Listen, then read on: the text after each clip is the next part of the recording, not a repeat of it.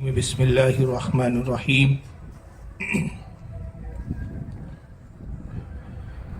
الحمد للہ رب العالمین والعاقبۃ للمتقین والصلاة والسلام علی من کان نبی آدم بین الماء والطین قال اللہ تبارک و تعالی فی القرآن المجید والفرقان الحمید ان اولیاءہ الا المتقون صدق اللہ العظیم صدق صادق المصدوق علیہ الصلاۃ والتسلیم ان اللہ وملائکتہ یصلون علی النبی یا ایہا الذین آمنوا صلوا علیہ وسلموا تسلیما اللہم صلی علی سیدنا مولانا شفیعنا وحبیبنا وطبیبنا ونبینا ومولانا محمد وعلی آلہ واصحابہ واہل بیتہ وذریاتہ وبارک وسلم صلاۃ و سلام علیک یا رسول اللہ صلی اللہ تبارک و تعالی علیہ وسلم۔ کلمنا کے اس علاقے میں دوسری مرتبہ یہ حاضری ہے میری۔ اس سے قبل جناب محترم آفاق بھائی کے تقریب شادی کے موقع پر خطاب کرنے کے لیے حاضر ہوا تھا، اور اس کے بعد آج کا یہ پر نور جلسہ جس میں میں حاضر ہوں۔ یوں تو یہ جلسہ 11ویں شریف کے مہینے میں ہونا تھا، لیکن اس وقت میرے پاس کوئی تاریخ بھی نہیں تھی اور کچھ دوسرے دیگر حالات کے سبب جلسے کی تاریخ کو آگے بڑھا کر اس مہینے میں رکھا گیا۔ عنوان جو مجھے دیا گیا ہے وہ یہ ہے کہ غوث اعظم کی تعلیمات۔ عام طور پر اس موضوع پر بہت کم خطاب ہوتے ہیں۔ سرکار غوث اعظم رضی اللہ تعالیٰ عنہ کی جب بات آتی ہے تو کرامات پر زیادہ زور دیا جاتا ہے، اور یہ ایک حقیقت ہے کہ سرکار غوث اعظم رضی اللہ تعالیٰ عنہ کثیر الکرامات اولیاء میں ہیں، اولیاء کے سردار ہے۔ حافظ ابن کثیر اپنی کتاب البدایہ والنہایہ میں لکھتے ہیں کہ اولیاء اکرام میں جس قدر کرامات حضرت شیخ عبد القادر جیلانی سرکار غوث اعظم کی ہے، اتنی کرامات دیگر اولیاء کی نہیں ملتی ہے۔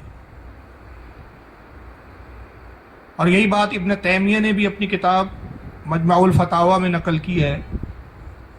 تو غرض کے اس پر علماء کا اتفاق ہے کہ سرکار غوث اعظم کثیر الکرامات اولیاء میں سے، اور کیوں نہ ہو کہ آپ تمام اولیاء کے سردار ہیں۔ لیکن آج کا موضوع ان کی تعلیمات پر ہے کہ غوث اعظم نے رسول اللہ کی اس امت کو اور اپنے چاہنے اور ماننے والوں کو کیا تعلیم دی ہے۔ غوث اعظم رضی اللہ تعالیٰ عنہ اولیاء اکرام میں وہ ولی ہے کہ جو اپنے وقت کے محدث بھی ہے، عالم بھی ہے، مفتی بھی ہے، مفکر بھی ہے۔ غرض کے بہت خوبیوں کے آپ مالک ہے، اور سب سے بڑی تو خوبی یہ ہے کہ اس پر تمام اہل سنت و جماعت کا اتفاق ہے کہ آپ کے زمانے سے لے کر بلکہ آپ کے زمانے سے پہلے کچھ تک، تبع تابعین کے دور سے لے کر امام مہدی تک، یہ پورا زمانہ سرکار غوث اعظم کا زمانہ ہے۔ اور اولیاء اکرام جتنے بھی قیامت تک آئیں گے، کوئی بھی اس وقت تک ولی نہیں ہو سکتا جب تک اس کی ولایت کی صدد پر سرکار غوث اعظم دستخط نہ فرما دیں۔ اور آپ کی ولایت اور غوثیت عظمیٰ کا یہ حال ہے کہ آپ مادرزاد ولی ہے، اور مشہور ہے کہ جب آپ پیدا ہوئے، رمضان کا مہینہ تھا، جب رمضان کا مہینہ آیا تو آپ نے اپنی ولایت کا بچپن میں ہی اس طرح سے اظہار کیا کہ صبح سحری کے وقت آپ اپنی والدہ کا دودھ نوش فرماتے اور پھر افطار تک آپ دودھ نہیں پیتے تھے۔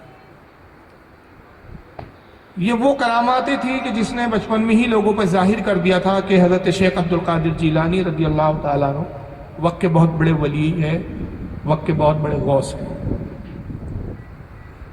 اور خود سرکار غوث اعظم کی کتاب فتح الغیب اس وقت میرے پاس ٹیبل پہ موجود ہے۔ فتح الغیب جو سرکار غوث اعظم نے خود تحریر فرمائی ہے، در حقیقت آپ نے جو خطبات ارشاد فرمائے، جو تقریریں کی، اس کو قلم بند کر دیا۔ اس میں خود اپنا مقام و مرتبہ سرکار غوث اعظم ان الفاظوں میں بیان کرتے ہیں. اس کا خطبہ نمبر 80 ہے، المقالۃ الثمانون، صفحہ نمبر اس کا 197 ہے. غوث اعظم خود فرماتے ہیں کہ بینی و بینکم و بین الخلق کلہم بعد ما بین السماء والارض.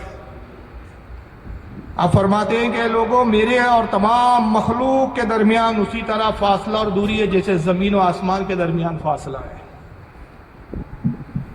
یعنی میری ولایت، میرا مقام، میرا درجہ اتنا بلند ہے کہ جیسے زمین و آسمان میں ایک طویل فاصلہ ہے، ویسے تمہارے اور میرے درمیان میں فاصلہ ہے.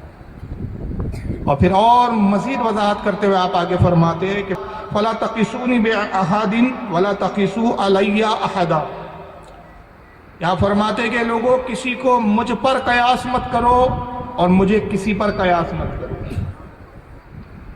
مطلب یہ مت خیال کرو کہ غوث اعظم فلاں کے طرح ہے یا فلاں غوث پاک کی طرح ہے. نہ میں تمہاری طرح ہوں، نہ تم میری طرح ہو.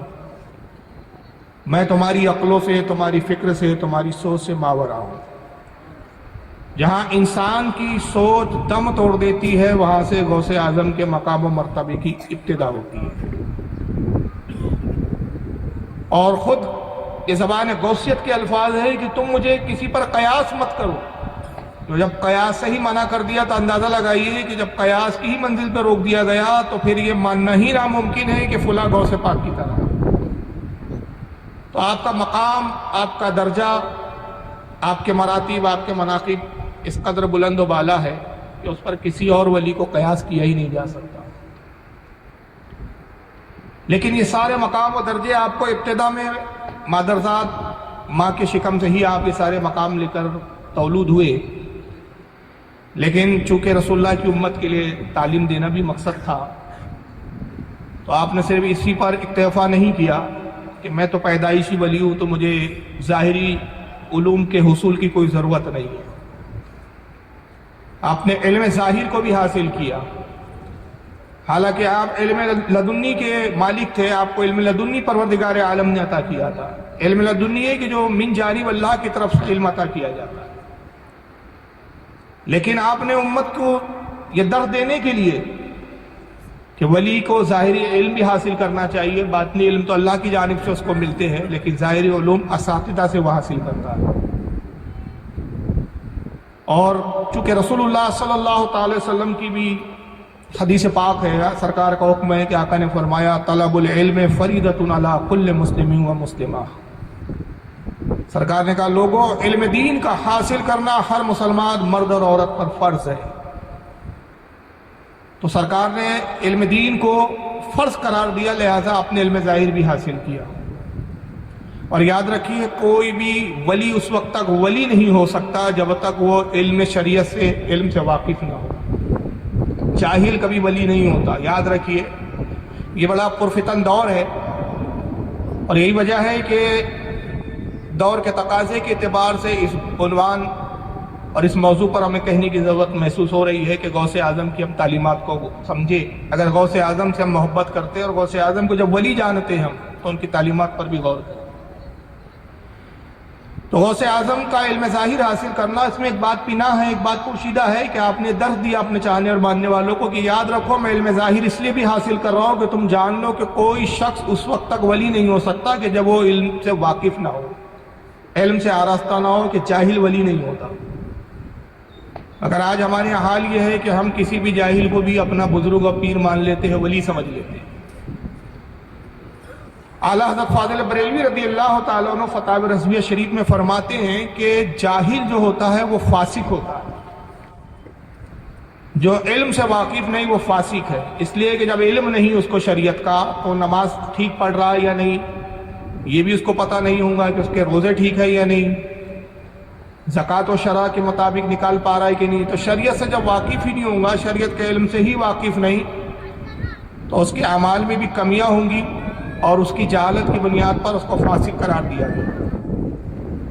اور فاسق اور ولی، اس میں تضاد ہے. فاسق ولی نہیں ہو سکتا اور ولی فاسق نہیں ہو سکتا. بلکہ فتح رضویہ شریف میں آپ ایک جگہ یہاں تک فرماتے ہیں کہ فقہاء کرام نے یہ حکم بیان کیا اپنی کتابوں میں فقہ کی کتابوں میں یہ مسئلہ باقاعدہ موجود ہے، اور اعلیٰ حضرت فاضل بریلوی نے ان کتابوں کے حوالے جات نقل کیے فتح رضویہ شریف کے اندر۔ قرآن 29ویں جلد میں یہ فتویٰ ہے، ابھی 30 جلدوں میں فتح رضویہ آ رہی ہے، ابھی 30 میں کون سی جلد میں فتویٰ مجھے یاد نہیں، میرے مطالعے میں پہلے 12 جلدیں تھیں، 11ویں جلد میں، 29ویں نہیں 11ویں جلد میں، معاف کریں۔ تو پرانی 11ویں جلد میں یہ مسئلہ موجود ہے کہ اعلیٰ حضرت فقہ کی بہت ساری فقہ کرام کی کتابوں کے حوالے سے بیان کرتے ہیں کہ جو فاسق ہے، جاہل ہے، علم حاصل نہیں کرتا، تو بادشاہ اسلام پر لازم ہے کہ مسلمان ہو گیا تو اس کو علم کی طرف راغب کرے، اور اگر وہ علم حاصل کرنے میں کوتاہی کرے تو بادشاہ اس کو تعزیر کرے، یعنی اس کو سزا دے۔ تو یعنی اندازہ لگائیے کہ جہالت کتنا بڑا عیب ہے کہ بادشاہ اسلام پر کہ اگر اس کی رعایا میں کوئی مسلمان ہو کر جاہل رہتا ہے تو وہ اس کو قید کرے، اس کو تعزیر کرے، اس کو سزا دے۔ تو علم مسلمانوں کو حاصل کرنا ایک نہایت ہی ضروری عمل ہے۔ یہی وجہ ہے کہ یاد رکھیے کہ جب علم حاصل نہیں ہوتا تو فاسق ہوتا ہے آدمی، تو فاسق ہے تو پھر ولی کہاں سے ہو سکتا ہے؟ ولی ہونے کے لیے علم کا ہونا ضروری ہے۔ اور ولی کے معنی کیا ہوتے ہیں؟ ولی کے معنی ہوتے ہیں اللہ کا دوست، اور ظاہر ہے اللہ تعالیٰ کسی جاہل کو اپنا دوست بنانا پسند نہیں فرمائیں گے۔ بھائی دنیا میں ایک بڑے عہدیدار ہوتے ہیں، مثال کے طور پہ ایک کمشنر کا ایک عہدہ ہوتا ہے، منسٹر کا ایک عہدہ ہوتا ہے، کلیکٹر کا ایک عہدہ ہوتا ہے، بڑے بڑے دنیا میں عہدے ہوتے ہیں۔ تو یہ اپنا دوست کس کو بناتے ہیں؟ کیا کسی جاہل کو یہ دوست بناتے ہیں؟ جب ایک دنیا کا منصبدار کسی جاہل کو اپنی دوستی میں رکھنا پسند نہیں کرتا تو رب تبارک و تعالیٰ تو غنی ہے اور پروردگار عالم بے نیاز ہے کہ کسی جاہل کو اپنا دوست اور ولی بنا لے۔ لیکن پھر یہاں ایک شبہ آتا ہے کہ بہت سارے ایسے بھی اولیاء کرام ہیں کہ جن کی ولایت پر اتفاق ہے، لیکن انہوں نے ظاہری طور پر علم حاصل نہیں کیا، کسی مدرسے میں کبھی نہیں گئے، کسی استاد سے نہیں پڑھا، مگر وہ اللہ کے ولی بھی کہلائے۔ اس طرح کے اولیاء کی ایک لمبی فہرست ہے اگر نام بیان کیے جائے تو پھر یہ سارے مسئلوں کی کیا اہمیت رہ جاتی ہے اس چیز کے سامنے کہ ایسے بھی اولیاء گزرے کہ جو کبھی مدرسہ نہیں گئے، کسی سے پڑھا نہیں۔ تو اس کا جواب امام شافعی رحمۃ اللہ علیہ نے بہت بہترین دیا ہے۔ امام شافعی فرماتے ہیں کہ جاہل ولی نہیں ہوتا، جب اللہ کسی جاہل کو بھی ولی بناتا ہے تو پہلے علم سے آراستہ کر دیتا ہے، اس کے بعد ولایت عطا کرتا ہے۔ تو بعض اولیاء وہ ہوتے ہیں کہ جو ظاہری طور پر کسی استاد سے یا کسی مدرسے یا ادارے سے نہیں پڑھتے، لیکن اللہ رب العزت اپنے فضل و کرم سے ان کو علم عطا فرما دیتا ہے۔ اور غوث اعظم کو علم عطا کر دیا گیا تھا، پیدائشی ولی تھے، پیدائشی عالم و فاضل تھے، مگر چونکہ ولیوں کے سردار تھے تو آپ کو ایک سند اور ایک بنیاد قائم کرنی تھی، چنانچہ آپ نے علم ظاہر حاصل کیا گیلان کے اندر، اور جب آپ کی عمر تقریباً 18 سال کے قریب ہو گئی تو آپ نے اپنی والدہ سے کہا کہ امی جان اب مجھے اجازت دیجیے کہ میں بغداد کی طرف سفر کروں، اس لیے کہ اس وقت بغداد علم کا گہوارہ تھا۔ اب بڑے بڑے فضلاء، بڑے بڑے علماء، فاضل، مفتیان کرام، فقہاء کرام، محدثین بغداد میں اس وقت قیام پذیر تھے۔ نعرہ تکبیر، مولانا مصطفیٰ رضا صاحب قبلہ۔ تو آپ نے اپنی والدہ سے اجازت طلب کی، اور اس زمانے میں سفر کرنا یہ اتنا آسان نہیں تھا، بڑا دشوار تھا، راستے میں بڑے خطرات ہوتے تھے، جان جانے کے بھی جوخم ہوا کرتا تھا۔ وجہ یہ ہے کہ ڈاکو لوٹ لیتے تھے، مال کی لالچ میں قتل تک کر دیا کرتے تھے، سفر دشوار ہوتے تھے۔ ٹرین اور پلین کا دور تو نہیں تھا کہ آپ پلین میں بیٹھے، فلائٹ میں بیٹھے پہنچ گئے، ٹرین میں پہنچ گئے۔ گویا کسی دوسرے ملک جانا یہ ہے کہ اب جانے والا جا رہا ہے، پتہ نہیں اب واپس ملے یا نہ ملے، ملاقات ہو یا نہ ہو۔ تو والدہ جانتی تھی کہ اب 18 سال کی عمر کا یہ میرا شہزادہ ایک بھری جوانی اور شباب کے عالم میں جب بغداد کی طرف پڑھنے کے لیے جا رہا ہے، تو اب یہ آخری ملاقات ہے، اس کے بعد پھر بیٹے کو میں دیکھ نہ پاؤں گا۔ لیکن ان کی والدہ نے دین رسول کی خدمت کی غرض سے اپنے بیٹے کو دین کی راہ میں وقف کر دیا، اور بڑی خوشی سے اجازت دی، کہا صاحبزادے میں جانتی ہوں خدا کی قسم کہ جب تک تم پڑھو گے اور تم علم ظاہر کو حاصل کرو گے، اس کے بعد جب تم اگر لوٹ کے گیلان کی طرف آؤ تو شاید اس وقت تک تم مجھے نہ پاؤ، بس یہ ہماری اور تمہاری آخری ملاقات ہے۔ لیکن میں رسول اللہ کے دین اور ان کی شریعت کے علم کے حصول کے لیے میں اپنی محبت کو اس کو قربان کرتی ہوں۔ صاحبزادے شوق سے جاؤ۔ اس کے بعد ایک صدری تیار کی والدہ محترمہ نے، صدری جو جاکٹ بولتے ہیں جس کو ہم اپنی زبان میں، یہ جو میں پہنا ہوں اس کو بھی صدری بولا جاتا ہے۔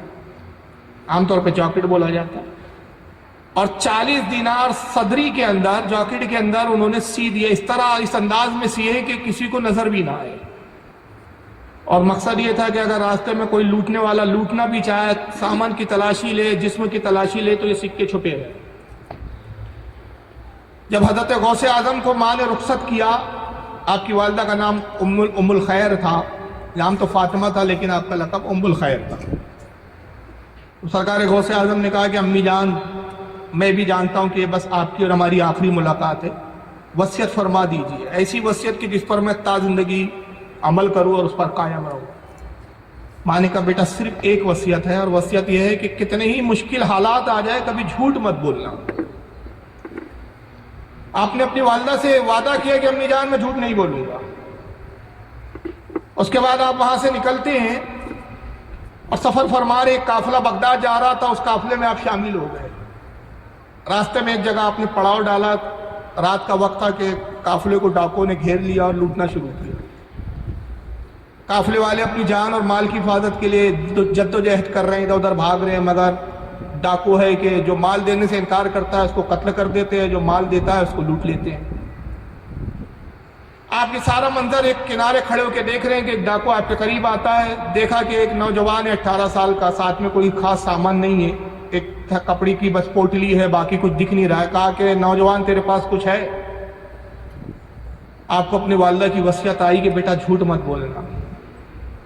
سامنے والے نے جیسی سوال کیا تیرے پاس کچھ ہے، تو آپ نے جھوٹ نہیں کہا، فوراً سچ کہہ دیا، کہا ہاں میرے پاس 40 دینار ہے۔ اس نے پوٹلی کو کھولا، دیکھا تو کچھ کپڑے تھے، باقی تو کچھ ملا نہیں، ہنسا، کہا کہ مسخرہ پن کرتے ہو، چلا گیا۔ تھوڑا دیر بعد دوسرا ڈاکو آیا، اس نے بھی یہی سوال کیا تیرے پاس کچھ ہے؟ آپ نے پھر وہی جواب دیا، کہا ہاں میرے پاس 40 دینار ہے۔ وہ ڈاکو نے بھی ہلکی سی تلاشی لی، لیکن وہ صدری کے اندر جاکٹ میں اس طرح سے سکے آپ کی والدہ نے سی دیے تھے کہ چھونے کے بعد بھی وہ محسوس نہیں ہو رہے، کیونکہ جاکٹ کچھ موٹی تھی۔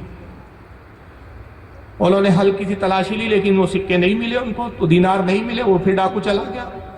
گز کے پورا قافلہ لوٹ لیا گیا، اور لوٹنے کے بعد جو ڈاکوؤں کا سردار تھا وہ وہاں پر موجود ہوتا اور کہا کہ کوئی رہ تو نہیں گیا کہ جس کو تم نے نہ لوٹا ہو؟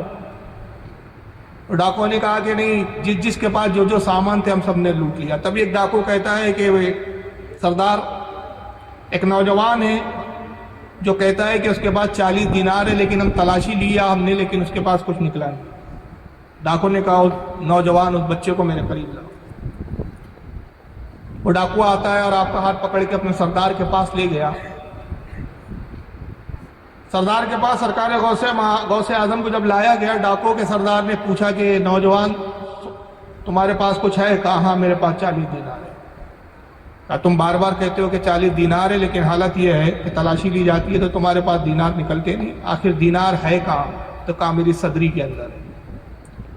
تم اس کی سلائی کو جب ادھیڑو گے، نکالو گے سلائی کو، تو وہ دینار تمہیں مل جائے گی۔ آپ نے نشاندہی کی، نتیجہ یہ ہوا کہ جب انہوں نے صدری کو کھولا تو 40 دینار تھے۔ ڈاکو کا سردار حیران ہو گیا، کہا کہ صاحبزادے کہ کس نے اس حفاظت کے ساتھ اس کو چھپا کے رکھا تھا؟ کہا یہ میری والدہ نے کیا۔ کہا تمہاری والدہ نے بڑی اچھی تدبیر اختیار کی، تم اگر چاہتے تو اپنے دیناروں کو بچا سکتے تھے، مجھے حیرانی ہے کہ تم نے خود اپنے منہ سے اپنے مال کا راز کو ظاہر کیا، اس کے راز کو فاش کر دیا۔ لوگ ایسے موقع پر مال ہونے کے بعد بھی جھوٹ کہتے ہیں اور اپنے مال کو بچاتے اور کہتے ہیں ہمارے پاس کچھ نہیں ہے، مگر تو ایک عجیب نوجوان مجھے نظر آتا ہے کہ خود کہتا ہے کہ میرے پاس مال ہے۔ آخر اس کی وجہ کیا ہے؟ آپ نے فرمایا ہے کہ تم میں سے ہر کوئی آتا تھا اور مجھ سے پوچھتا تھا کہ تیرے پاس کچھ ہے۔ جب وہ کہتا تھا تو میں جھوٹ نہیں کہہ سکتا تھا، اس لیے کہ میں نے اپنی ماں سے وعدہ کیا ہے کہ میں زندگی میں کبھی جھوٹ نہیں بولوں گا۔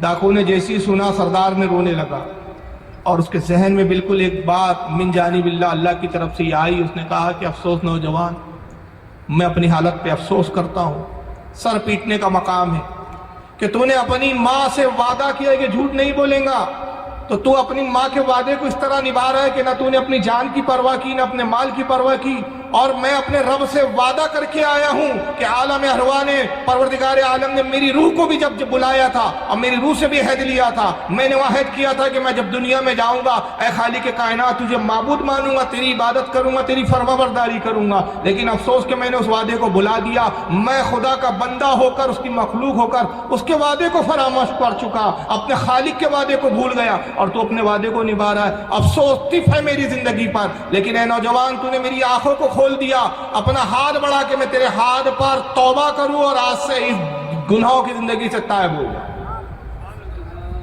سرکار غوث اعظم کے ہاتھ پر وہ ڈاکو توبہ کرتا ہے۔ سردار 60 کے قریب وہ ڈاکو تھے، جب انہوں نے دیکھا کہ سردار نے توبہ کی تو انہوں نے کہا کہ سردار، کل تک جب تم گناہ کرتے تھے تو ہم تمہارے ساتھ تھے، اور جب آج تم تائب ہو اور اللہ کی راہ میں نکلے ہو تو آج بھی ہم تمہارے ساتھ رہیں گے۔ کل بھی تم ہمارے سردار تھے گناہوں میں، آج نیکی میں بھی تم ہمارے سردار ہو۔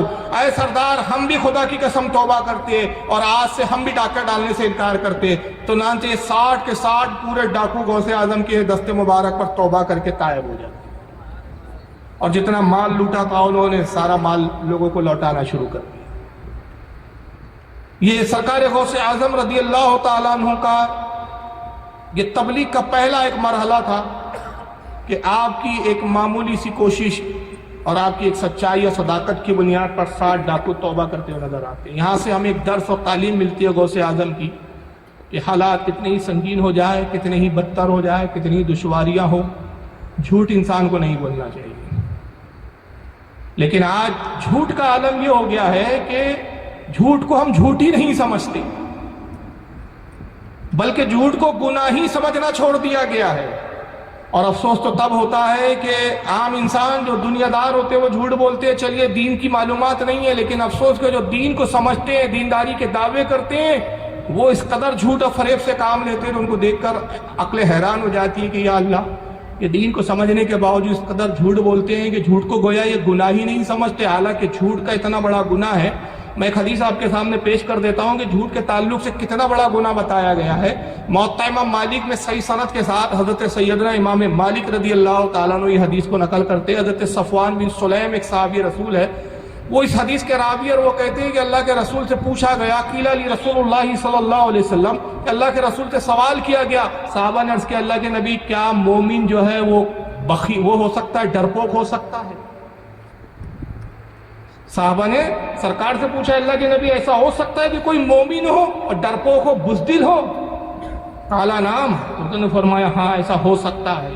اس میں تعجب کی بات نہیں ہے کہ کوئی مومن ہونے کے بعد ڈرپوک ہو، بزدل ہو، اس کو خوف اور ہراس اس پہ طاری ہو جائے کسی مرحلے کو اور کسی مشکل کا مرحلے کو دیکھ کر، اس میں کوئی تعجب کی بات نہیں، مومن بزدل ہو سکتا ہے۔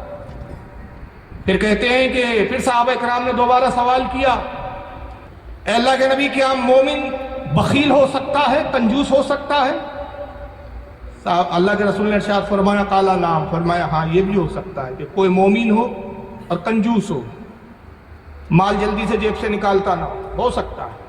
صحابہ نے پھر عرض کیا اللہ کے نبی مومن جھوٹا ہو سکتا ہے؟ قالا لا، آپ نے فرمایا نہیں، کوئی مومن ہو کر جھوٹا ہو ہی نہیں سکتا۔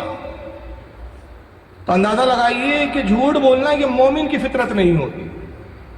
اور سرکار غوث اعظم اپنی ابتدائی تبلیغ کے مرحلے میں پہلی جو تعلیم دے رہے ہیں گویا ایک طرح سے وہ یہ کہ اگر تم میرے چاہنے والے اور ماننے والے ہو تو کیسی ہی مشکل آ جائے جھوٹ نہیں بولنا چاہیے۔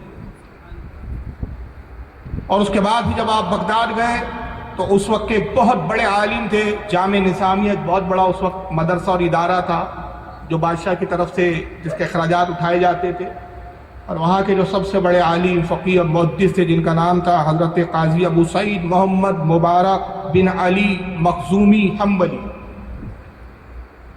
فقہ حنبلی کے یہ اس وقت کے بہت بڑے عالم اور مفتی تھے اور اپنے وقت کے پیر بھی تھے۔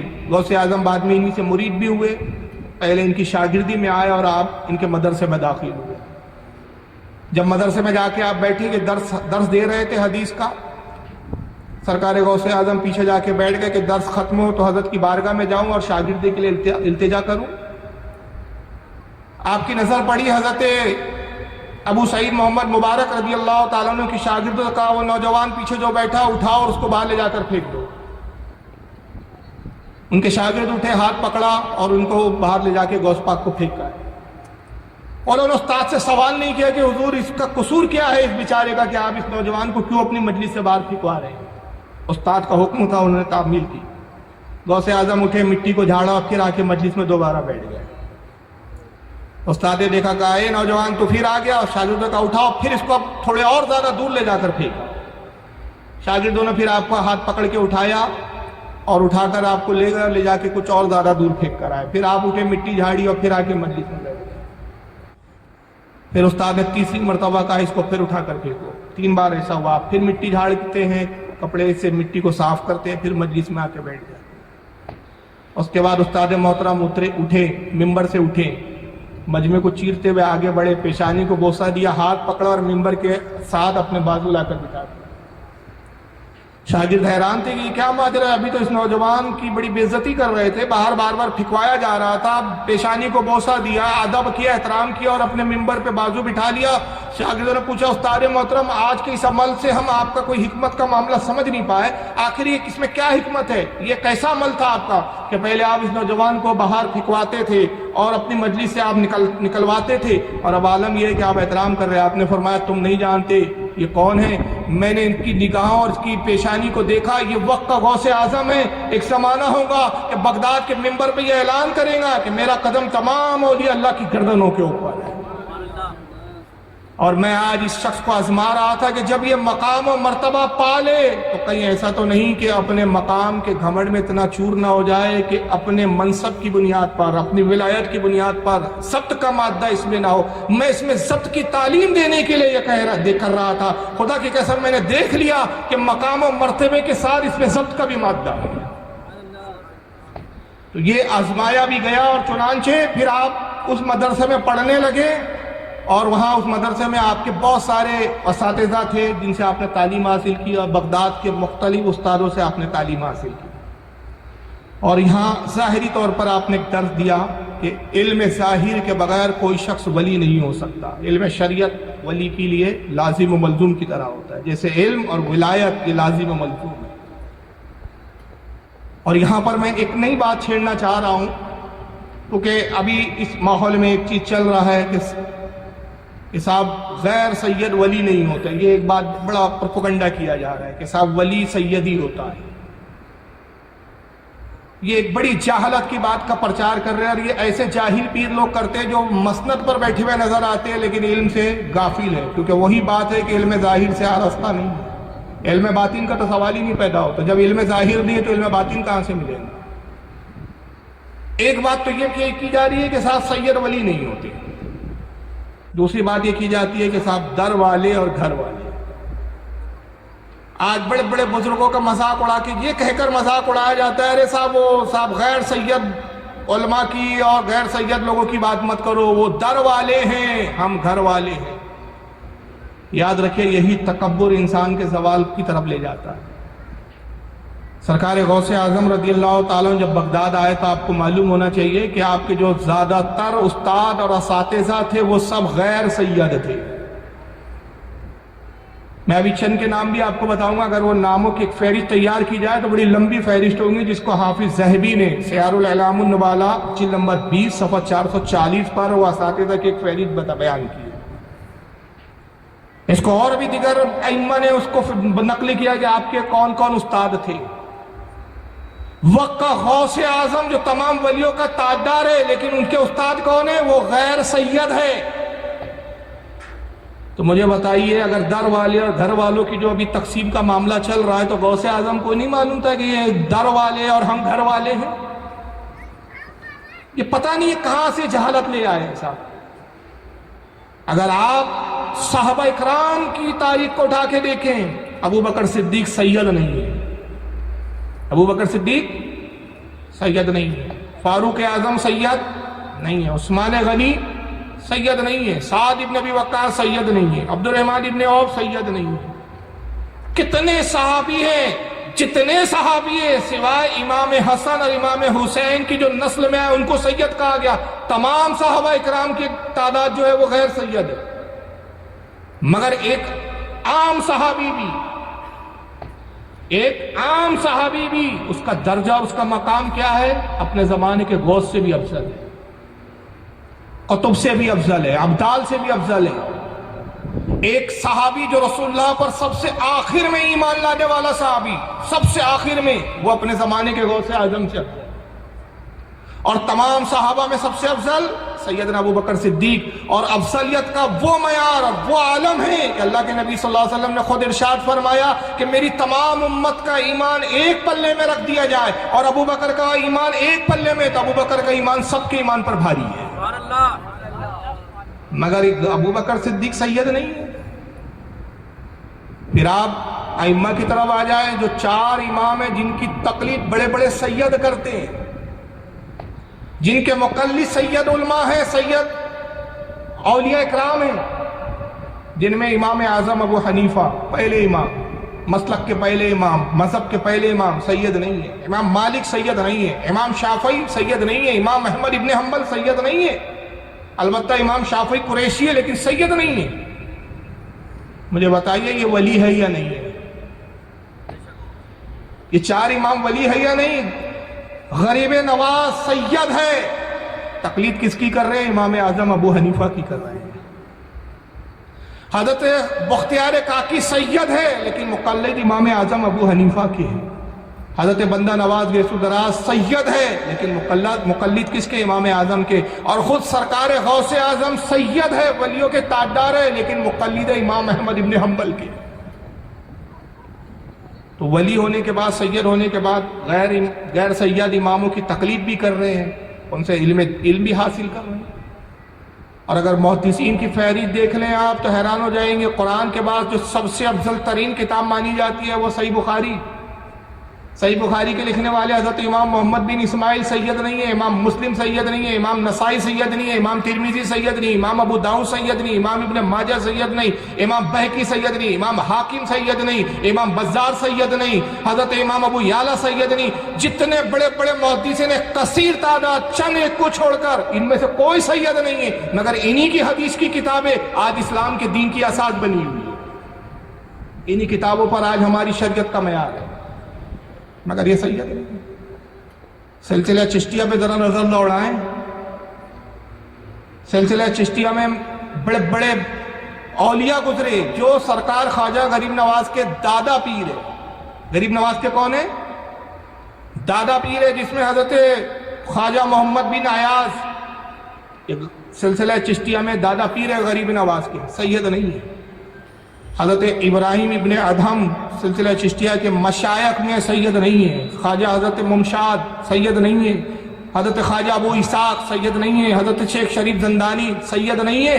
خود غریب نواز کے پیر و مرشد، جن سے غریب نواز مرید ہوئے، جن سے خلافت لیتے ہیں، جن کا نام ہے حضرت خواجہ عثمان ہارونی، وہ سید نہیں ہے۔ اب ایسے جاہل پیروں سے پوچھو کہ اگر سید ولی نہیں ہوتا تو یہ غریب نواز جن سے خلافت لے رہے ہیں وہ پھر ولی ہے یا نہیں ہے؟ اور اگر آپ اور آگے بڑھے سے خواجہ بختیار کاکی سید ہے، خواجہ بختیار کاکی کے جو مرید ہے حضرت بابا فرید گنج شکر، وہ سید نہیں ہے۔ حضرت سید بندہ نواز گیسو دراز سید ہے، لیکن ان کے پیر و مرشد حضرت خواجہ نصر الدین چراغ دہلوی، وہ سید نہیں ہے۔ حضرت مخدوم اشرف جہانگیر سمنانی کے پیر و مرشد کا نام ہے شیخ علاؤالدین پنڈوی، شیخ علاؤالدین پنڈوی سید نہیں ہے۔ یہ بڑے بڑے سید غیر سید اولیاء سے جا کے خلافتیں لے رہے ہیں۔ اور خود سرکار غوث اعظم کا سلسلہ قادری اگر دیکھ لے، حضرت معروف قرقی غوث اعظم کے دادا پیروں میں سید نہیں ہے۔ حضرت سری سختی غوث پاک کے دادا پیروں میں سید نہیں ہے۔ حضرت شبلی غوث پاک کے پیروں میں ہے لیکن سید نہیں ہے۔ حضرت جنید بغدادی غوث پاک کے پیروں میں سید نہیں۔ اور خود غوث اعظم کے پیروں مرشد، جن سے غوث اعظم خلافت لیتے ہیں، جن سے بیعت کرتے ہیں، جن سے تعلیم حاصل کرتے ہیں، حضرت ابو سعید محمد مبارک بن علی مخزومی، یہ بھی سید نہیں ہے۔ غوث پاک کا پیر سید نہیں ہے، تو ان سے پوچھو کہ اگر سید ولی نہیں ہو سکتا تو پھر یہ غوث پاک کا سلسلے میں تو کیا کر رہا ہے بھائی؟ اس سلسلے میں تو سب غیر سید بیٹھے ہوئے کئی۔ اور سرکار غوث اعظم کے جو استاد ہیں بڑے بڑے جن سے آپ نے علم ظاہر حاصل کیا، اس میں حضرت ابو سعید محمد بن مبارک مخزومی، یہ نام میں بتا چکا، حضرت ابو الوفا علی بن عقیل بغدادی یہ غوث پاک کے استاد میں، حضرت ابو غالب محمد بن الحسن باقلابی، حضرت ابو بکر احمد بن مظفر، حضرت جعفر بن احمد السراج، حضرت ابو الحسن بن محمد بن قاضی ابو یعلا حنبلی، حضرت ابو زکریا یحییٰ بن علی تبریزی، حضرت ابو الخیر حماد بن مسلم، یہ سرکار غوث اعظم رضی اللہ تعالیٰ عنہ کے استادوں میں، اساتذہ میں، لیکن ان میں سے کوئی سید نہیں۔ نعرہ تکبیر۔ حضرت مولانا معراج صاحب قبلہ، مجھے بتائیے غوث اعظم سب غیر سیدوں سے علم حاصل کر رہے ہیں، غوث پاک کو نہیں معلوم تھا کہ یہ سب در والے ہیں، ہم تو گھر والے ہیں؟ آج نتیجہ کیا ہے کہ بہت سارے متکبر سادات میں سے اللہ ان کو ہدایت دے، ہم ان کے سید ہونے پہ اعتراض نہیں کر رہے ہیں، ٹھیک ہے آپ سید قابل تعظیم ہیں، لیکن سید ہونے کا یہ مطلب نہیں ہے کہ آپ علم ہی نہ حاصل کریں، یہ کہہ کر آپ علم سے رخصت لے لیں، علم کو سلام کر دے دوری سے کہ بھئی ہم تو گھر والے ہیں، در والوں سے علم کیوں لیں؟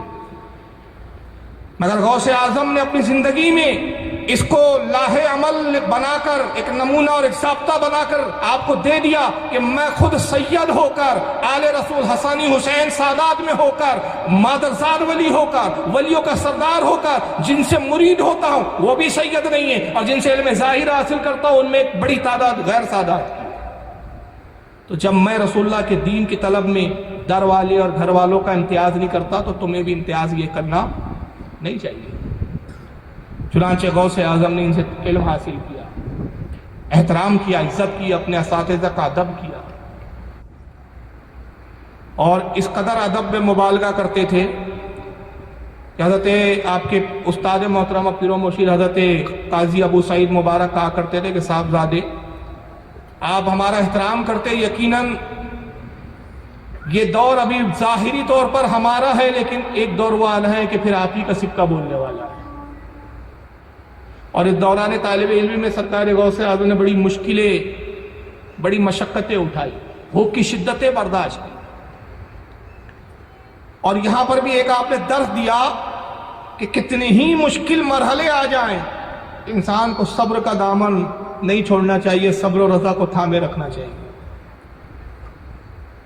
آپ صبر کرتے رہیں، بھوک کی شدت میں آپ کئی دن فاقہ کرتے، لیکن آپ کسی کے سامنے دستے سوال نہیں کرتے، کسی سے مانگتے نہیں تھے، بلکہ آپ خود فرماتے ہیں کہ بھوک کی بعض اوقات شدت کا یہ عالم ہوتا ہے کہ جب بھوک برداشت سے باہر ہو جاتی تو میں جنگل نکل جاتا، اور اس غرض سے میں جنگل کی طرف جاتا کہ کوئی جنگلی پھل مل جائے تو اس کو کھا کر اس بھوک کو مٹا دوں، کچھ ایسی کھانے کے لائق پتیاں مل جائے درختوں کی جس کو کھایا جا سکے اور بھوک کو مٹایا جا سکے۔ لیکن آپ فرماتے کہ بعض اوقات ایسا بھی ہوتا کہ میں پتوں پہ گزارا کرتا اور جنگلی پھل بھی نہ ملتے۔ ایک واقعہ آپ خود بیان کرتے ہیں کہ ایک مرتبہ میں بھوک کی شدت جب ناقابل برداشت ہو گئی، میں جنگل کی طرف نکلا اور اس خیال سے نکلا کہ کوئی جنگلی پھل وغیرہ ملے تو میں اپنی بھوک کو مٹاؤں، لیکن دیکھا کہ 20 مشائخ ہیں جو مجھ سے پہلے وہاں موجود ہے اور وہ بھی جنگلی پھل تلاش کر رہے ہیں۔ آپ فرماتے جب میں نے ان کو دیکھا تو مجھے حیا آئی اور میں نے اپنے دل میں کہا عبد القادر یہ پہلے سے ہی یہ لوگ ہیں کہ جو اپنی غذا کی تلاش میں جد و جہد میں پریشان گھوم رہے ہیں، تو ایک کسوہ ہو کے خود ان کی امیدوں میں کیوں کمی کر رہا؟ چنانچہ آپ فرماتے کہ میں واپس آ گیا، میں مسجد لوٹ آتا، پیٹ کے بل لیٹ جاتا اور قرآن کریم کی آیت پڑھتا جس کا مفہوم یہ تھا کہ ہر پریشانی اور تکلیف کے بعد راحت۔ فرماتے کہ بغداد میں ایک برج تھا، ایک مینارہ تھا جس پر میں بھوک کے عالم میں اس مینارے پہ چڑھ جاتا اور میرا نفس ہو کرتا، یہاں تک کہ میں نے اپنے بھوک کے ایام میں، اپنے طالب علمی کے ایام میں اس برج پر، اس مینارے پر اتنا قیام کیا کہ اس مینارے کا نام ہی برج عجم ہی پڑ گیا، کیونکہ آپ عجم سے تعلق رکھتے تھے۔ تو آپ نے بھوکا رہ کر مشقتیں کی اور انبیاء کرام کی سنت پر عمل کیا، جیسا کہ صوفیہ کرام کا قول ہے کہ الجوع طعام الانبیاء۔ صوفیہ کرام فرماتے ہیں کہ بھوک انبیاء اکرام کی غذا ہے۔ حضرت عائشہ ام المومنین فرماتی ہے، صحیح بخاری کی حدیث ہے کہ 7 دن کبھی 3 اور کبھی 7 دن ایسے گزر جاتے کہ رسول اللہ کے گھر میں چولہا نہیں جلا کرتا، لیکن رسول اللہ صلی اللہ علیہ وسلم کبھی کسی کے سامنے دست سوال نہیں کرتے تھے۔ آپ نے اپنے جد کی اسی سنت کو برقرار رکھا اور اسی تکلیف کے ساتھ آپ علم حاصل کرتے رہے، اور بھوک کو اس لیے برداشت کیا کہ اولیاء اکرام کا یہ قول آپ کے پیش نظر تھا کہ بھوک تزکیہ نفس کا ذریعہ ہوتا ہے، نفس کو مارنے کا ایک ذریعہ ہوتا ہے۔ بھوک نفس میں عاجزی پیدا کرتا ہے، انکساری پیدا کرتا ہے۔ آدمی جب بھوکا ہوتا ہے نا تو عاجزی آتی ہے، اس میں انکساری آتی ہے۔ بہت پیارا قول ہے حضرت بایزید بسطامی رحمۃ اللہ علیہ کا، جس کو شیخ فرید الدین عطار رحمۃ اللہ تعالیٰ علیہ نے اپنی کتاب تذکرۃ الاولیاء میں نقل کیا ہے کہ بایزید بسطامی فرماتے ہیں کہ اگر فرعون بھوکا رہتا تو کبھی خدائی دعویٰ نہ کرتا، کہ آدمی کا جب پیٹ بھرا ہوتا ہے تو بہت باتیں سوچتی ہے اس کو، لیکن بھوک کیا ہے؟ تزکیہ نفس ہے، نفس کو مارتی ہے، نفس کو ذلیل کرتی ہے بھوک۔ آپ نے بھوک کے ذریعے اپنے نفس کو کچلا، آپ نے بھوک کے ذریعے اپنے اندر عاجزی کا مادہ پیدا کیا، اور پھر خود آپ فرماتے ہیں آپ کی کتاب فتح الغیب اس کے اندر صفحہ نمبر 188 المقالۃ الخامسۃ والسبعون، اس کے اندر آپ خود نقل کرتے فرماتے التصوف لیس اخذ عن القیل والقال، کہتے ہیں لوگوں یہ جو تصوف ہے، تصوف یہ جو ولایت کی منزلیں ہیں جس پہ ولی سفر کرتا ہے یا ولی جس سے گزرتا ہے، جس کو تصوف کی بہت لمبی تعریف ہے، موضوع ابھی وہ ہے نہیں میرا کہ تصوف کے معنی کیا ہے، اس کی اصطلاحی معنی کیا ہے، صوفیہ نے اس کے تعلق سے تصوف اور صوفی کن لوگوں کو کہا گیا ہے۔ ایک مختصر جملہ یہ سمجھ لے کہ ولایت کا جو ایک اولیاء اکرام جن منزلوں کو طے کرتے ہیں اسے تصوف کہا جاتا ہے، اس میں ولایت کی کئی منزلیں ہیں۔ آپ فرماتے کہ جو تصوف ہے، یہ جو منزلیں ہم نے طے کی ہیں، یہ ہم نے ہر کس کیلو کال سے نہیں لیا۔ کیلو کال مطلب اس نے کہا، اس نے سنا، اس نے بیان کیا، اس سے روایت، اس سے روایت، اس سے نہیں لیا ہم نے، بس سنی سنائی، جسے ہمارا حال ہے کہ ہم سن لیتے خوش ہو جاتے، انہوں نے کہا، انہوں نے سنا، ابل کوڑی بھرتا نہیں۔ تو سننے سنانے سے ہم نے کیلو کال سے تصوف کو حاصل نہیں کیا، بلکہ کیسے حاصل کیا؟ وَلَقِنْ أُخِذَ عَنِ الْجُوعِ وَقَطْعِ الْمَأْلُوفَاتِ وَالْمُسْتَحْسَنَاتِ، کہتے ہیں کہ ہم نے بھوک سے، بلکہ بھوک سے اور پسندیدہ اور محبوب چیزوں کے چھوڑ دینے سے تصوف کو حاصل کیا۔ اس چیزوں کو ہم نے پہلے چھوڑا جو ہمیں محبوب ہے، جو چیز ہمیں پسند ہوتی ہے ہم اس کو پہلے ترک کر دیتے ہیں۔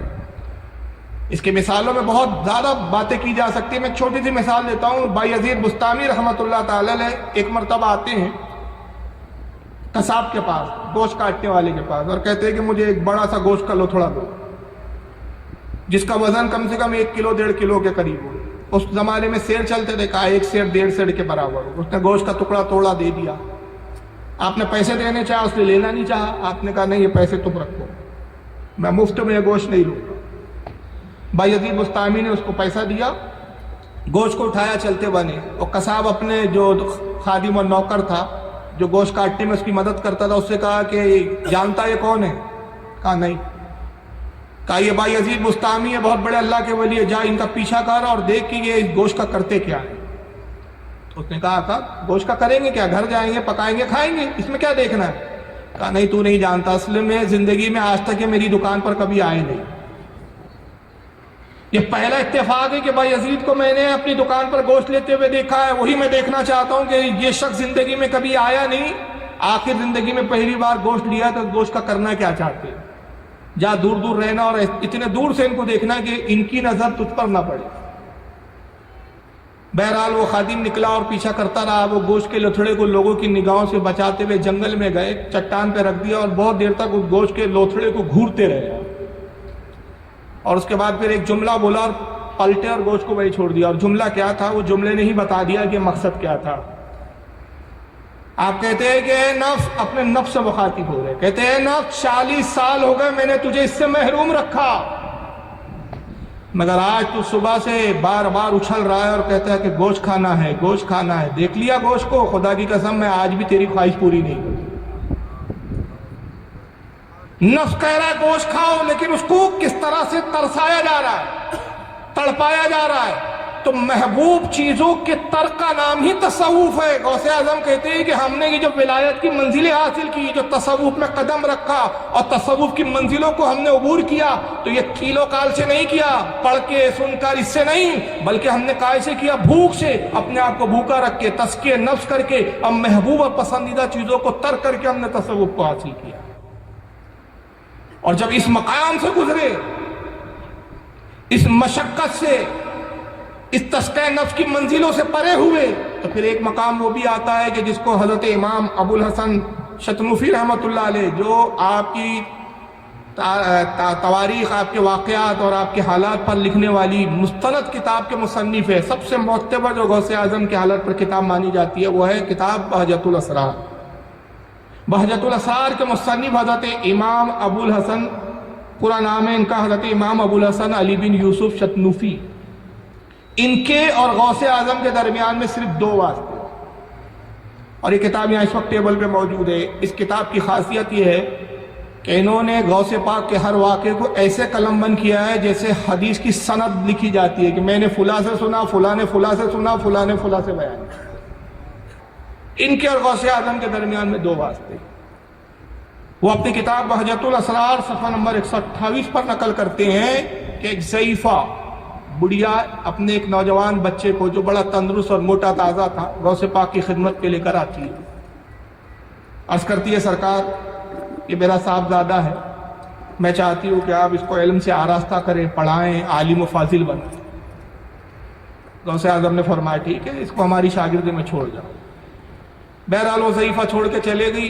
एक अरसा गुजर गया, कुछ महीने गुजरे। एक दिन बेटे की मोहब्बत दिल में पैदा हुई, ख्याल आया कि बेटे की जो है जाकर मिलना चाहिए, हाल चाल मालूम करना चाहिए, किस हाल में मेरा साहबजादा। ज़ईफ़ा जब पहुंची, इत्तेफाक की बात वो खाने का वक्त था, दोपहर का वक्त था।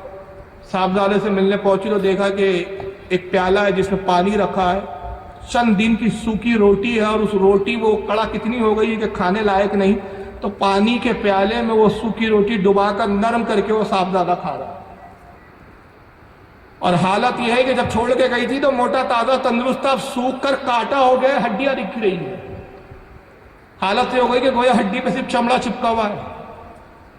जैसे अपने साहबजादे को देखा, जलाल में आ गई, गुस्से में आ गई। कहा कि क्या अब्दुल कादिर तुझे खाने के लिए ठीक से देते नहीं? कहा अम्मी जान, जिस तारीख से, जिस दिन से छोड़ कर गई हो, यही गिज़ा है, खाने में यही सूखी रोटी दी जाती है और यही पानी का प्याला दिया जाता है। बड़े गुस्से में आई कि मैंने पढ़ने के लिए छोड़ा था, ये भूखा मारने के लिए थोड़ी छोड़ा था। उसी गुस्से के आलम में जब सरकार गौसे आजम के हुजरे पाक में हाजिर होती है तो क्या देखती है कि सरकार गौसे आजम मुर्गा तनावुल फरमा रहे। अब देखा तो और बिल्कुल आग बगोला हो गई, गुस्से का जो मामला था और उरूज पर पहुंच गया कि साहब मेरे बेटे को तो सूखी रोटियां खिलाती है और खुद मुर्गा तोड़ रहे हैं। बस उसने जैसे ही देखा गुस्से में बड़बड़ाना शुरू कर दिया और कहती है कि अब्दुल कादिर ये क्या हालात है, ये सुलूक है, वली बने फिरते हो, अपने आप को वली कहते हो, बुजुर्ग कहते हो, आलिम व फाजिल समझते हो। मैंने अपने बेटे को पढ़ने के लिए भेजा था, भूखा मारने के लिए नहीं भेजा था। मगर आप उसकी बात पे तवज्जो नहीं फरमा रहे, खाने में मशगूल है। और ये करते हैं कि जो हड्डियां हैं उसको चबाते नहीं, एक जगह जमा करते हैं। वो बड़बड़ाती रही, आप खाने में मशगूल रहे। अब आप उसकी बात का जवाब भी नहीं दे रहे, तवज्जो भी नहीं फरमा रहे, तो उसका और गुस्सा बढ़ रहा है, तो वो और गुस्से में कुछ ना कुछ बोले जा रही है। यहां तक के वो बोलते रही और आप खाने से फारिग हुए, हड्डियों को जमा किया और हाथ फेर के फरमाया कुम बेइज़्निल्लाह, अल्लाह के हुक्म से जिंदा हो जा। हड्डियों पे गोश्त चढ़ा, चमड़ा चढ़ा, मुर्गा कै कै करते हुए जिंदा हो गया। आपने फरमाया ज़ईफ़ा तू गलत समझी, तेरे बेटे पे जुल्म नहीं किया जा रहा है, उसको बल्कि तसव्वुफ की रूहानियत की मंजिलों से गुजारा जा रहा है। पहले वो ये मशक्कत उठा ले, तकलीफ उठा ले, और जब ये तकलीफ से गुजरेगा तो वो मकाम पाएगा कि खाएगा और फिर मुर्गों को जिलाता हुआ नजर आएगा। पहले इस मंजिल से तो गुजर जाए। तो मकाम पाने के लिए बड़ी तकलीफें उठानी पड़ती है। बिना तकलीफ के कोई चीज मिलती नहीं है, आसानी से कोई चीज दस्तयाब नहीं होती। और यकीन मान लीजिए, जो चीज आसानी से मिल जाए उसकी कदर भी इंसान के नजदीक होती नहीं है।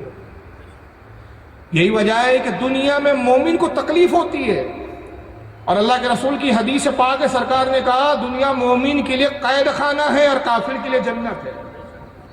اور وہ اس لیے قید خانہ ہے، تکلیفیں اس لیے ہے، پریشانیاں اس لیے، دشواریاں اس لیے، ظلم تشدد اس لیے مسلمانوں پہ ہو رہا ہے کہ یہ تکلیفوں سے جب گزروں گے اور جب جنت میں جاؤں گے تو جنت کی نعمت کا پھر احساس ہوگا۔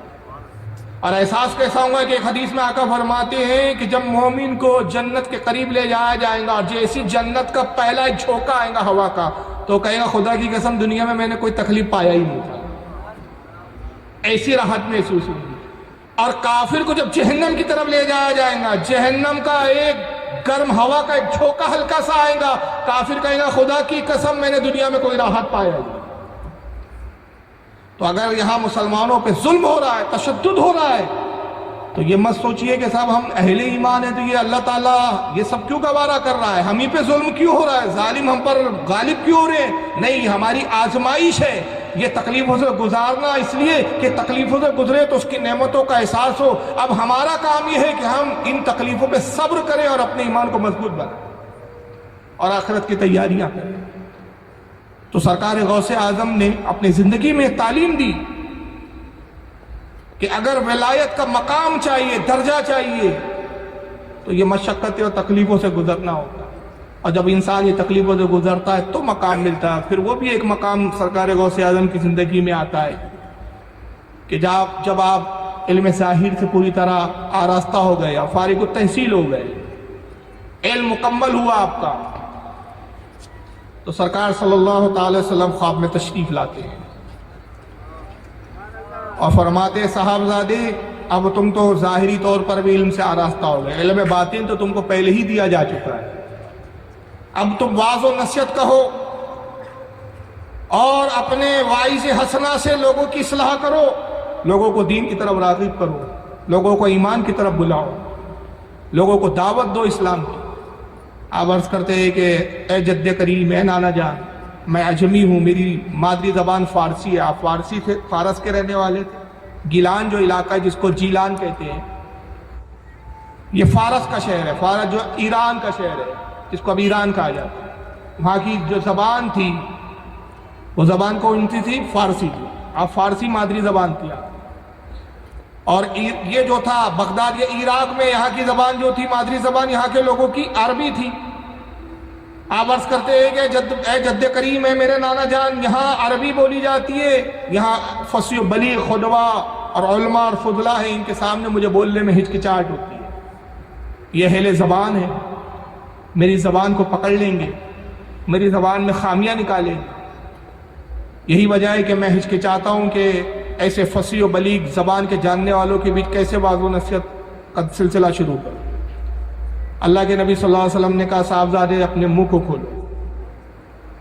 خواب میں یہ منظر دیکھ رہے ہیں، غوث اعظم نے منہ کو کھولا، اللہ کے نبی نے 7 مرتبہ اپنا لعاب دہن عطا فرمایا۔ آپ اپنا لعاب نکالتے ڈالتے کہتے صاحبزادے اور لو، 1 بار 2 بار 7 بار آپ نے لعاب دیا۔ اس کے بعد جب آپ صبح بیدار ہوئے تو فرماتے ہیں کہ رسول اللہ کے لعاب کی چاشنی میں اپنے منہ میں محسوس کر رہا تھا، لیکن اب بھی مجھ میں اتنی ہمت پیدا نہ ہوئی، ارادہ تو ہوا کہ میں اب خطاب شروع کروں، لیکن ہمت نہیں ہو پا رہی تھی۔ اسی کشمکش میں دن گزر گیا، رات میں دیکھتے ہیں کہ حضرت مولا کائنات علی مرتضیٰ رضی اللہ تعالیٰ عنہ خواب میں تشریف لاتے ہیں۔ کہتے صاحبزادے کیا تمہارے جد تمہارے نانا کا حکم کافی نہ تھا جو مجھے آنا پڑا؟ تم واعظ و نصیحت کیوں نہیں کرتے؟ تو کہتے ہیں کہ اے جدی مجھے جو ہے ڈر لگتا ہے، ہچک ہوتی ہے۔ آپ نے کہا منہ کھولو۔ حضرت غوث اعظم نے اپنا دہن کھولا، منہ کھولا، مولا کائنات نے اپنا لعاب دیا اور پھر آپ نے اپنا 6 مرتبہ لعاب عطا فرمایا۔ غوث اعظم عرض کرتے ہیں کہ حضور رسول اللہ نے تو 7 مرتبہ دیا تھا، آپ 6 مرتبہ دے رہے، ایک اور مرتبہ عطا کریں۔ فرمایا نہیں، رسول نے 7 بار دیا، میں حضور کے برابری نہیں کر سکتا۔ اور اس کے بعد جب صبح ہوئی تو آپ نے اعلان کیا کہ آج میں واعظ کہوں گا۔ چنانچہ آپ نے اپنے ہی مدرسے میں خطاب کرنا شروع کیا۔ آپ کے استاد کا وصال ہو چکا تھا، حضرت ابو سعید محمد مبارک رضی اللہ تعالیٰ عنہ، اور وہ انتقال سے پہلے وصیت کی تھی کہ اب میری مسجد پر جو ہے عبدالقادر جو ہے میری مسجد کو سنبھالے۔ بہرحال آپ نے خطاب شروع کیا اور آپ کے خطاب کا اثر یہ ہوا کہ مجمع بڑھنا شروع ہوا۔ پھر آپ مدرسے سے منتقل ہو کر مسجد میں تشریف لائے، مجمع پھر بڑھا، مسجد بھی تنگ ہو گئی۔ مسجد میں خطاب کرنے لگے، مسجد تنگ ہو گئی. اس کے بعد پھر آپ شہر کے ایک میدان میں آئے، میدان بھر گئے، اور نتیجہ یہ ہوا کہ پھر لوگوں نے خواہش کی کہ عبدالقادر آپ کا وعظ اور خطاب سننے کے لیے لوگ دور دور سے آتے ہیں، اب یہ میدان بھی تنگ ہو گیا ہے، تو بہتر ہے کہ شہر کے باہر آپ کسی جنگل کے کسی بڑے سے کھلے علاقے میں خطاب کریں. چنانچہ آپ بڑے علاقے میں پھر خطاب کرنے لگے، اور علماء فرماتے کہ ایک وقت میں 2-2 لاکھ لوگوں کا مجمع جمع ہو جاتا. دور دور سے لوگ سفر کر کے آتے تھے آپ کا خطاب سننے کے. اور آپ کی کرامت کا یہ عالم تھا کہ اس زمانے میں مائک اور لاؤڈ اسپیکر نہیں تھے. جب آپ خطاب کرتے تو پہلا فرد جتنی تیزی کے ساتھ، جس صفائی کے ساتھ آپ کی آواز کو سنتا تھا، آخری فرد تک بھی آپ کی آواز ویسی منتقل ہوتی. اور اس وعظ و نصیحت کا کیا ہوا؟ خود حضرت امام ابو الحسن چتنوفی رحمۃ اللہ علیہ نقل کرتے ہیں، اور حضرت امام محمد بن یحییٰ قلائد الجواہر میں اس کو نقل کر دے. غوث اعظم کے اس قول کو دونوں بزرگوں نے نقل کیا کہ سرکار غوث اعظم فرماتے ہیں کہ میرے وعظ میں حتیٰ کہ یہودی اور عیسائی بھی آتے اور میرا وعظ سنتے، پھر اسلام پر اعتراض کرتے، میں جواب دیتا، اور نتیجہ یہ ہوتا کہ میرے وعظ سے اور میرے جوابات سے ان کے دل کھل جاتے، اور اللہ کے فضل و کرم سے پھر وہ اسلام قبول کرتے. اور نتیجہ یہ ہوا کہ میرے اس وعظ کی برکتوں کا اثر یہ ظاہر ہوا کہ 5000 یہودوں اور نصارہ نے صرف میرے وعظ کی بنیاد پر میرے ہاتھ پر اسلام کو قبول کیا. اور آپ فرماتے ہیں کہ 2 لاکھ سے زائد وہ افراد ہیں جنہوں نے گناہوں سے میرے ہاتھ پر توبہ کی. 2 لاکھ سے زائد افراد. تو یہ غوث اعظم رضی اللہ تعالیٰ عنہ کا خطاب کا عالم تھا، یہ تقریر کا عالم تھا. اور تقریر کیسے ہوتی تھی؟ حضرت امام ابو الحسن فرماتے ہیں کہ جب آپ خوف الہی پر بیان کرتے، وعظ ختم ہوتا تو کئی جنازے اٹھتے. خوف الہی میں لوگوں کی روحیں نکل جایا کرتی. سنجیدگی کے ساتھ خطاب ہوتا تھا، وعظ و نصیحت ہوتی تھی، اس میں رسول اللہ کی حدیثیں ہوتی، شریعت کے احکام ہوتے، لوگوں کو امر بالمعروف کی تلقین ہوتی، برائیوں سے روکنا اور بھلائیوں کی طرف بلانا آپ کا یہ وعظ کا بیان ہوتا. اور صرف آپ خطیب ہی نہیں تھے بلکہ اپنے وقت کے مفتی عالم بھی ہوتے. آپ علماء کے مرجع تھے، بڑے بڑے علماء اور بڑے بڑے مشائخ، بڑے بڑے مفتیان کرام جہاں ان کے علم دم توڑ دیتے تھے، اپنے علم کے وہ مسائل کو حل کرنے کے لیے غوث اعظم کی بارگاہ میں حاضر ہوتے. جب مفتیان کرام فتویٰ دینے سے عاجز آتے تو سرکار غوث پاک کی طرف رجوع کیا کرتے تھے. چنانچہ حضرت امام ابو الحسن چتنوفی رحمۃ اللہ علیہ کو واقعہ نقل کرتے ہیں کہ غوث اعظم کا ظاہری دور تھا کہ ایک شخص نے قسم کھائی کہ یہ منت میری پوری ہو گئی. ایک منت مانگی اس نے اللہ کی بارگاہ میں، کہا پروردگار اگر یہ کام ہو گیا تو میں تیری ایسی عبادت کروں گا کہ پورے روئے زمین پر میرے علاوہ وہ عبادت کرنے والا کوئی نہیں ہو، میں تنہا وہ عبادت کروں گا. قسم کھا لی، منت پوری ہو گئی، لیکن اب خیال آیا کہ ایسی کون سی عبادت کروں کہ میں تنہا وہ عبادت کرنے والا رہوں، پوری دنیا میں وہ عبادت اس وقت کوئی کرنے والا ہی نہ ہو. بڑا پریشان ہوا، وہ بہت سوچا، کچھ سمجھ میں نہیں آیا. علماء کی طرف، مفتیان کرام کی طرف اس نے رجوع کیا اور استفتاء کیا، فتویٰ پوچھا. سارے مفتیان کرام عاجز آگے کہا کہ تیری قسم ہی فضول ہے، تو نے بیہودہ قسم کھائی ہے، غلط قسم کھائی ہے، بہتر یہ ہے کہ اپنی قسم کو توڑ اور اس کا کفارہ دے دے. اس نے کہا نہیں، کفارہ تو نہیں دوں گا، کچھ تو حل لوں گا، آپ غور کرو. آخر میں تمام مفتیان کرام نے فیصلہ کیا کہ سرکار غوث اعظم کی طرف رجوع کیا جائے. وجہ یہ ہے کہ اتنا مشکل مرحلہ ہے کہ اس کا جواب دینے سے ہم عاجز ہیں کہ ایسی کون سی عبادت ہے جس پہ دعویٰ کیا جائے کہ یہ جس وقت یہ عبادت میں مشغول ہو، دنیا میں روئے زمین پر اس کے علاوہ وہ عبادت میں کوئی مشغول نہ ہو. بھائی یہ روزہ رکھے تو کیا گارنٹی کہ دنیا کے کسی نہ کسی کونے پہ اس دن کوئی روزے سے نہ ہو. یہ درود پڑھے تو کیا گارنٹی کہ کوئی اور درود پڑھنے والا نہیں. یہ نماز پڑھے تو کیا گارنٹی کہ اس وقت کوئی نماز نہیں پڑھ رہا. تو ایسی کوئی عبادت ہی نہیں ہے جس پر یہ دعویٰ کیا جائے کہ یہ عبادت میں مشغول ہے تو اس عبادت میں اس وقت کوئی دوسرا مشغول نہیں ہے. جب یہ مسئلہ سرکار غوث اعظم کی بارگاہ میں آیا تو آپ نے فی البدی قلم اٹھا کے جواب تحریر فرمایا، سوچا نہیں، غور فکر نہیں کیا. یہ آپ کے فتوی کی دینے کی صورت کا علم تھا. آپ نے فرمایا اس میں کیا پیچیدگی ہے، خانہ کعبہ کو خالی کروا دیا جائے اور اس سے کہے کہ وہ تنہا طواف کر لے. اس لیے کہ روئے زمین پر کعبہ ایک ہی ہے اور کعبہ کا طواف بھی عبادت اور نیکی ہے. جس وقت یہ طواف کریں گا تو یہ تنہا ہوں گا، کوئی اس کے طواف میں شریک ہوں گا ہی نہیں. اس کی قسم پورا کرنے کے لیے بادشاہ کو کہا جائے کہ خانہ کعبہ کو کچھ لمحوں کے لیے خالی کروا دیا جائے، لوگوں کو ہٹا دیا جائے اور یہ تنہا طواف کر لے، اس کی قسم پوری ہو جائے گی۔ تو اندازہ لگائیے کہ سرکار غوث اعظم رضی اللہ تعالیٰ عنہ اپنے وقت کے کتنے بڑے مفتی تھے، تو وہ مسائل کے جہاں پر مفتیان کرام اپنے گھٹنے ٹیک دیا کرتے تھے، سرکار غوث اعظم منٹوں میں، گھڑی بھر میں ان مسائلوں کو حل فرما دیا کرتے تھے۔ اور شریعت پر آپ کا عمل اور تقوی، باوجود اس کے کہ آپ غوث وقت تھے، غوث وقت کیا غوث زمانہ ہے، بلکہ امام مہدی تک آپ کا یہ پورا زمانہ آپ کی غوثیت کا زمانہ ہے، پورا یہ زمانہ آپ ہی کی غوثیت عظمیٰ کا ہے، سارے ولی آپ کے ماتحت ہے۔ بلکہ اعلیٰ حضرت فرماتے ہیں کہ کوئی ولی ہی اس وقت تک ولی نہیں بنتا جب تک اس کی ولایت کی سند پر آپ اپنی مہر نہ لگا دیں۔ لیکن شریعت سے بے باک نہیں ہو گئے کہ میں تو اب غوث عالم ہوں، غوث اعظم ہوں، غوثیت عظمیٰ اور غوثیت کبریٰ کے منصب پر فائز ہوں، مجھے شریعت کی کیا پابندی کی ضرورت نہیں، بلکہ جتنا مقام بلند ہوتا ہے اتنی شریعت کی پابندی بڑھتی ہے۔ حضرت مخدوم اشرف جہانگیر شبنانی رحمۃ اللہ تعالیٰ علیہ فرماتے لطائف شریفی میں، یاد رکھو کہ شریعت پرکھنے کی کسوٹی ہے، شریعت پرکھنے کی کسوٹی ہے، شریعت پر ولی کو پرکھا جاتا ہے، ولی سے شریعت نہیں پرکھی جاتی۔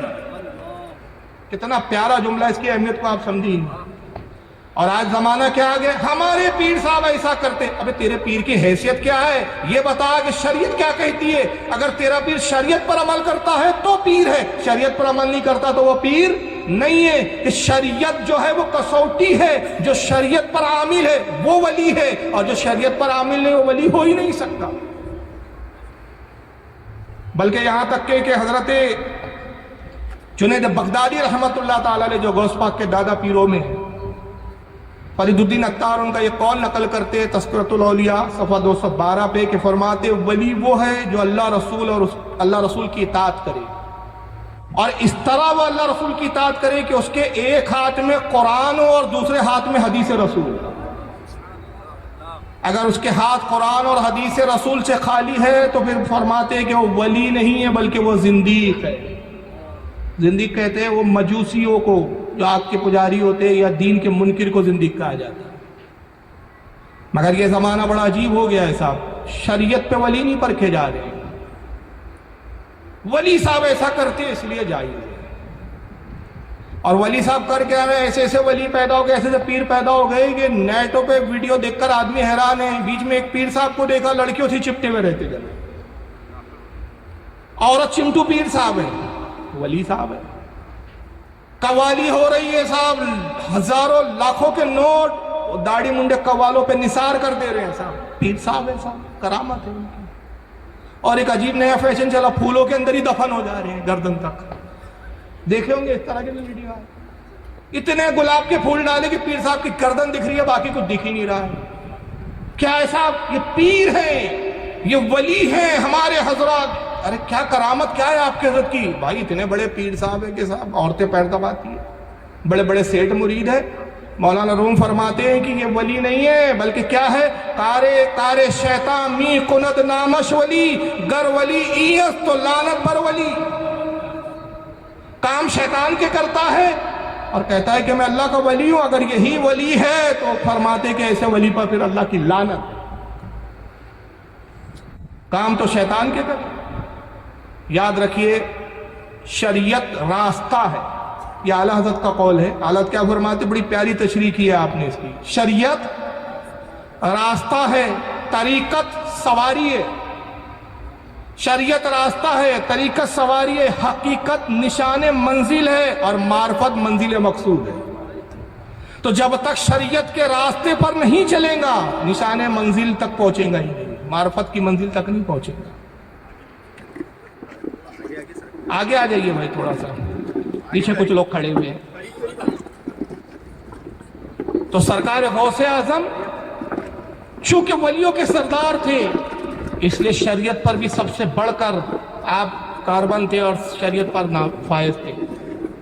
یہاں تک کہ لکھا گیا کہ ایک مرتبہ آپ سفر میں پیاس کی شدت محسوس ہوتی ہے، اچانک کالے بادل چھاتے اور بارش ہونا شروع ہوتی ہے۔ یہاں تک کہ زمین پوری جل تھل ہو گئی. آپ نے کچھ پانی کو نوش فرمایا, پھر وہ کالے گھنے بادل چھٹے اور ایک نور ظاہر ہوا, ایک روشنی بڑی تیز, اتنی تیز روشنی کہ آنکھیں چندی آ جائیں, اور نور سے آواز آتی ہے, عبد القادر میں تیرا رب ہوں, عبد القادر میں تیرا رب ہوں. اور عبد القادر تجھے خوشخبری ہے کہ میں تیری عبادت اور ریاضت سے بڑا خوش ہوا, اور جتنے حرام کام تھے سب میں نے تجھ پر حلال کر دیے, نعوذ باللہ, حتیٰ کہ میں نے تجھ پہ آج سے نماز بھی معاف کر دی. جیسی یہ نور سے آواز آئی, آپ پر ہم ہوتے تو خوش ہو جاتے, ارے واہ یار کمال ہو گیا بھائی, اللہ راضی ہو گیا, یہ نور ہے, اللہ تو نور ہے. قرآن میں اللہ نے فرمایا اللہ نور السماوات والارض, اللہ زمین و آسمان کو نور ہے, نور ہے, اللہ تو نور. روشنی آئی, ظاہر ہو گیا, آواز ہو گئی, بھائی اب ہو گیا, اللہ نے کہہ دیا, بشارت دے دی, آج سے نماز معاف, سارے حرام حلال ہو گئے. مگر وہ غوث اعظم تھے, آپ نے فرمایا لا حول ولا قوت الا باللہ العلی العظیم. جیسی لاحول پڑا سارا نور دھواں ہو. کون تھا وہ؟ ابلیس, شیطان. آواز آئی عبد القادر آج تجھے تیرے علم نے بچا دیا. دیکھیے دوسرا حملہ تھا. ہم ہوتے تو اپنے علم پہ گھمنڈ کرتے, کہتے ہاں دیکھا نا, ہوں نا میں بھی عالم ہوں کہ نہیں, علم رکھتا ہوں کہ نہیں. لیکن غوث اعظم نے کہا مردود, پھر دھوکہ دیتا ہے, مجھے میرے علم نہیں میرے اللہ نے بچایا. یہ میں فضل خدا بندی قدوس سے بچا ہوں. دور سے آواز کیا آتی ہے. اب یہ جملہ بہت خاص ہے تاریخی, یہ واقعے کا خاص جملہ حصہ ہے. کہتا عبد القادر اب تک تو میرے قابو میں نہیں آیا, خدا کی قسم اسی طریقے سے 70 ابدالوں کو اب تک گمراہ کر چکا ہوں. کن کو گمراہ کر چکا ہوں؟ عام مسلمان کو نہیں کہہ رہا ہے, وہ مسلمانوں کو گمراہ کر چکا ہوں, 70 ابدالوں کو. تو اندازہ لگائیے کہ کتنا بڑا ازلی دشمن ہے وہ انسانوں کا, کہ جب 70 ابدالوں کو گمراہ کر دے تو آج کے پیر صاحب کس کھیت کی مولی ہے. تو اب اگر کوئی سنترا نکالے تو ولیمت سمجھو آپ, بھائی سنترا نکال دیا حضرت نے, انگوٹھی نکال دیے, ہاتھ میں سے انگوٹھی دے دیے, فلا کر دیے, پیٹ پہ ہاتھ لگائے تو پتھری باہر آ گئی, بہت بڑے ولی. یہ معیار نہیں ہے, بلکہ معیار کیا ہے, شریعت پر پابند ہے یا نہیں. یہاں تک کہ بزرگان دین فرماتے ہیں, کئی بزرگوں نے اقوال نقل کیے ہیں کہ اگر کسی کو پانی پہ چلتا ہوا دیکھو ولی نہ سمجھو, کسی کو ہوا میں اڑتا ہوا دیکھو ولی نہ سمجھو, جب تک یہ نہ دیکھ لو کہ رسول اللہ کی شریعت پر پابند ہے یا نہیں. تو معیار کیا ہے؟ رسول اللہ کی شریعت. اور اس واقعے میں خاص بات ہے, دیکھیے یہاں غوث اعظم نے ایک تعلیم دی. جب ان سے پوچھا گیا, ابن تیمیہ نے اس کو لکھا ہے. خاص بات ہے کہ اس واقعے کو سنیوں نے تو لکھا ہی ہے, اہل سنت کے شاہ عبدالحق مودودی سے دہلوی نے اخبار الاخیار میں لکھا ہے, امام ابو الحسن شتنوفی نے بہجت الاسرار میں لکھا ہے, قلائد الجوار میں حضرت امام محمد یحییٰ طاسفی نے لکھا ہے, اس کو بہت سارے علماء نے لکھا. لیکن ابن تیمیہ نے بھی اپنے فتاوے میں جلد 1 صفحہ 172 پر لکھا. اور ابن تیمیہ جو غیر مقلدوں کے بہت بڑے علامہ ہے, وہ کہتے ہیں کہ پھر غوث اعظم سے پوچھا گیا کہ حضور آپ نے کیسے جانا کہ یہ شیطان ہے, آپ کو کیسے پتہ چلا؟ آپ نے کہا صرف ایک بات سے, میرے آقا پر جب حرام حلال نہ ہوا تو میں تو اپنے نبی کا غلام ہوں, مجھ پر حرام حلال کیسے ہوا؟ تو یہاں سے ایک بات پتہ چلی, بھائی نماز کیوں نہیں پڑھتے پیر صاحب؟ نہیں ہم پر معاف ہے. تو کون ہے, تیری اوقات کیا ہے کہ تجھ پہ نماز معاف ہے؟ کچھ تو پھر ایسے نہیں نماز کیوں نہیں پڑھتے پیر صاحب؟ ارے بھائی نماز وہ لوگوں کے لیے, ہم تو ولایت کی اس منزل پر ہے کہ یہ زمین یہ مسجد ہمارے لیے نہیں ہے, ہم تو خانے کعبہ میں جا کے نماز پڑھتے ہیں. اچھا بھائی خانے کعبہ میں پڑھتے بھائی, پاس کی مسجد میں چلنا نہیں ہو رہا, آپ صرف خانے کعبہ اتنی دور جا رہے ہیں, روز جا رہے ہیں, 5 وقت جا رہے ہیں, اور یہ بتائیے ظہر میں نکلے تو وہاں کون سا وقت ہے, وہاں ظہر پڑھنے گئے کہ کون سی نماز پڑھنے گئے؟ وہاں تو ٹائم الگ ہو گیا, وہاں کا نماز کا بھی وقت ہے. تو آپ ظہر ادا کر رہے تھے کہ اثر ادا کر رہے تھے؟ بلکہ غوث پاک کا یہ قول مشہور ہے کہ آپ فرماتے ہیں کہ جو بے نمازی ہو اس کو ہمارے قبرستان میں دفن نہ کریں. اللہ اکبر. تو جب غوث اعظم کو اس نے فریب دیا کہ حرام کو حلال کر دیا, آپ اس فریب میں نہیں آئے, بلکہ آپ اس قول کے قائل تھے جو امام احمد بن حنبل جس قول کے قائل تھے, کہ امام احمد بن حنبل اس حدیث کی بنیاد پر فتویٰ دیا کرتے تھے کہ جو قصدن نماز چھوڑتا ہے وہ ہمارے نزدیک کافروں کی طرح کام کرنے والا, یا وہ کفر سے قریب ہے. اور وہ حدیث پاک کہ من ترک الصلاۃ متعمدا فقد کفر, جس نے جان بوجھ کر ایک وقت کی نماز چھوڑی وہ کافر ہو گیا. اور غوث اعظم فرماتے ہیں کہ فرائض چھوڑ کر فتح الغیب کے اندر آپ نقل کرتے ہیں صفحہ نمبر 144. اس جتنے میں حوالے دے رہا ہوں یا کتاب ٹیبل پہ موجود ہے. تقریر کے بعد میں بیٹھوں گا, آپ کو جو حوالہ دیکھنا ہو, جو پوچھنا ہو پوچھ سکتے ہیں, دکھا دیتا ہوں. یہ فتح الغیب میرے پاس, جس کے میں بار بار حوالے دے رہا ہوں. یہ غوث پاک کی لکھی ہوئی ہے, بیروت لبنان سے چھپی ہوئی کتاب ہے عربی زبان میں. یہ غوث پاک کی کتاب ہے. لوگ کہتے ہیں نا آج کل بھائی وہ کتاب لکھنا مولیوں کا کام ہے, ہم تو ولی ہے, آسمانی علم ہے ہمارے پاس. تو غوث پاک سے بڑے ولی ہو تو. فتح الغیب میں آپ فرماتے ہیں کہ فرائض چھوڑ کر نفل کام کرنے والی کی مثال ایسی ہے کہ انہیں 5 وقت کی نماز تو نہیں پڑھتا لیکن نفل کام میں بہت لگا ہے. جیسے آج سنیوں کا حال ہے, بھائی میلاد منانا فرض نہیں ہے, کیا ہے یہ بولو, نفل کام ہے. یہ تقریر کرنا کیا ہے, یہ تقریر میں بھی آپ بیٹھے ہیں, میں کر رہا ہوں, یہ نفلی کام ہے.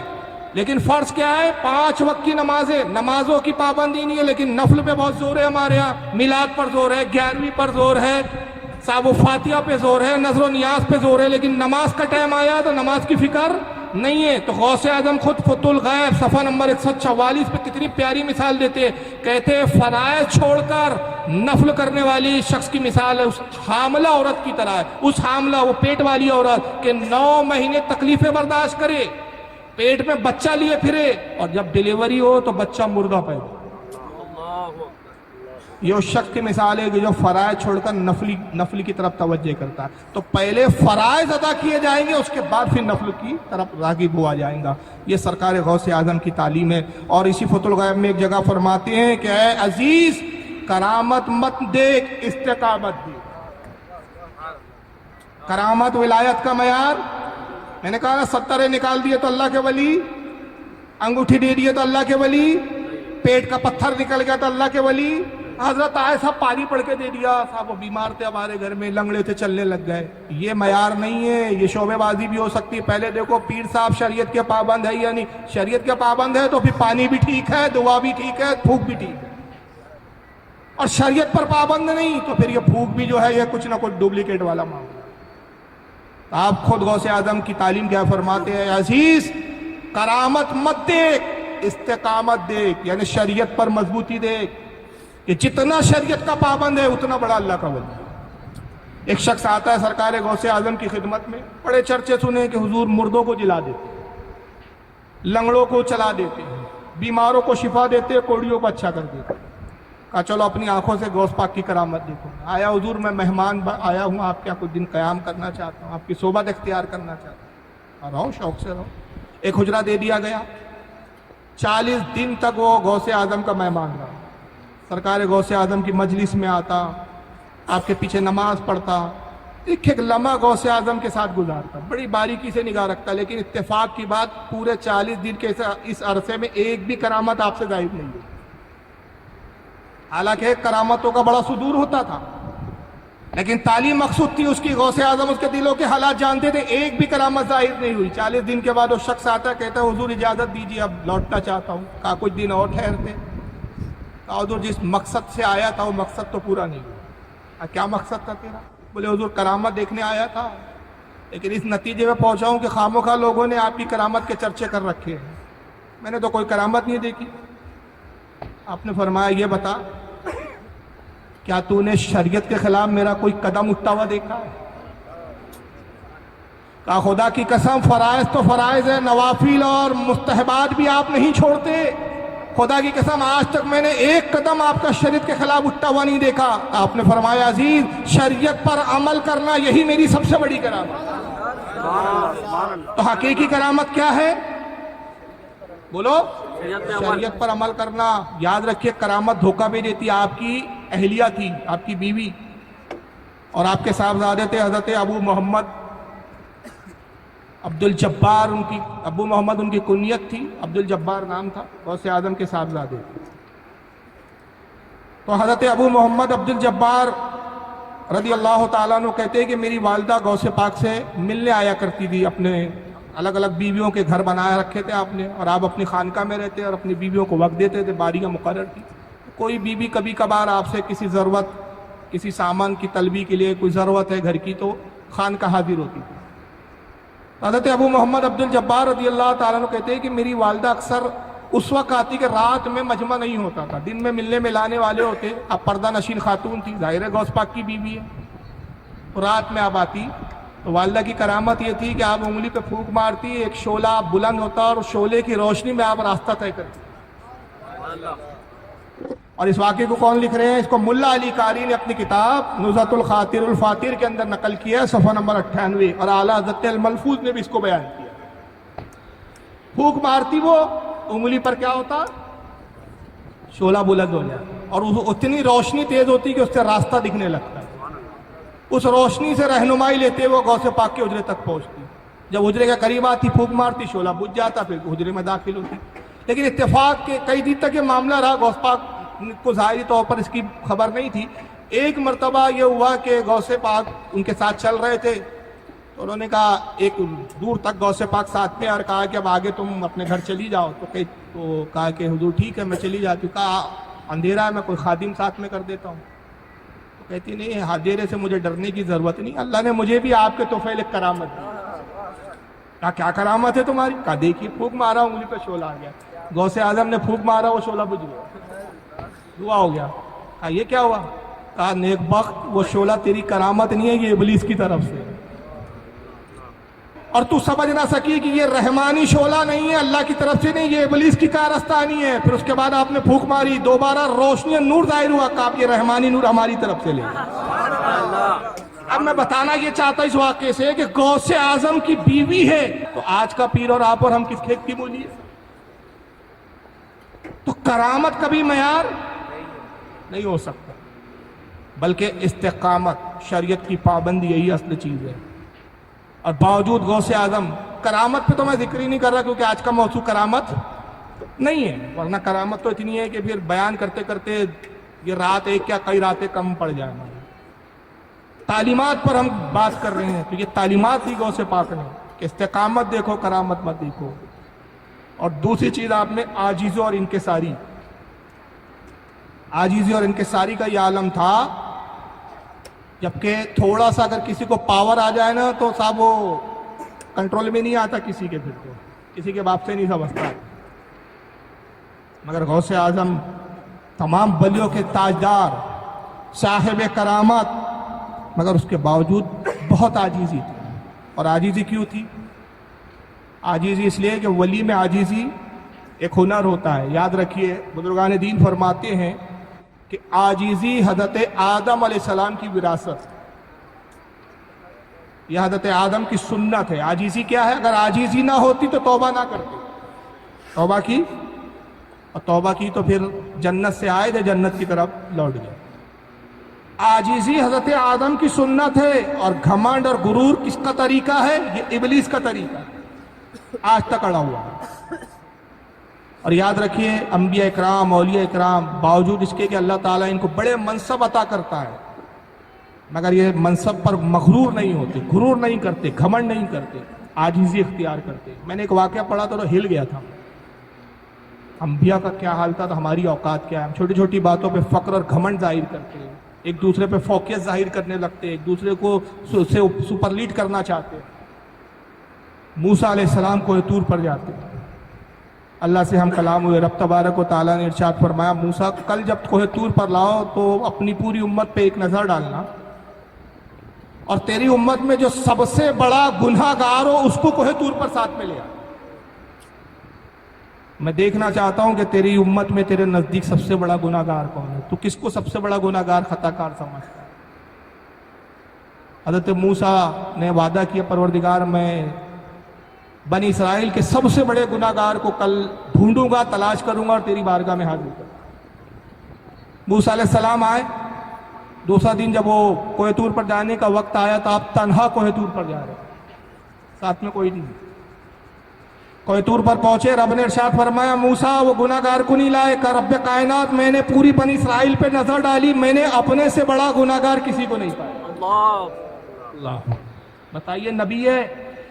رب نے ارشاد فرمایا، موسیٰ بس یہی عاجزی تو ہم دیکھنا چاہتے تھے، اور اسی عاجزی نے تجھے یہ شرف دیا کہ ہم تجھ سے ہم کلامی کر رہے ہیں.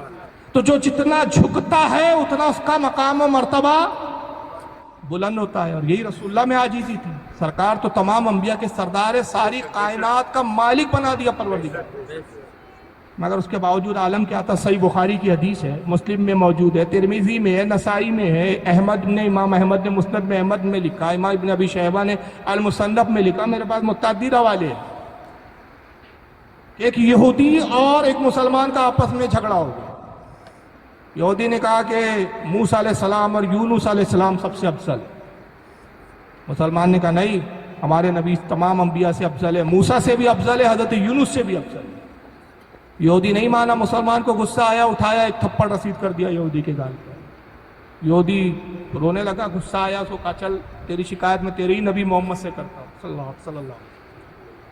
اس کو کھینچتے ہوئے لے گیا اور کہا کہ محمد صلی اللہ علیہ وسلم فیصلہ کیجئے, ہمارے درمیان اختلاف ہو گیا, میں نے کہا کہ یونس اور موسیٰ سب سے افضل ہے. اس بات پہ ناراض ہوا اور اس نے مجھے تھپڑ مارا. اللہ کے نبی نے نہیں کہا تو نے بہت اچھا کام کیا, جبکہ یہ حقیقت تو یہی, ہمارا ایمان اور عقیدہ یہی ہے کہ سب سے افضل کون ہے, رسول اللہ. لیکن دیکھیے تعلیم دینے کے لیے آپ نے کیا فرمایا, بخاری کے الفاظ میں فرمایا لا یقولن احدکم انی خیر من یونس ابن متى, کہے لوگو تم میں سے کوئی مجھے یونس ابن متى سے بہتر قرار نہ دے,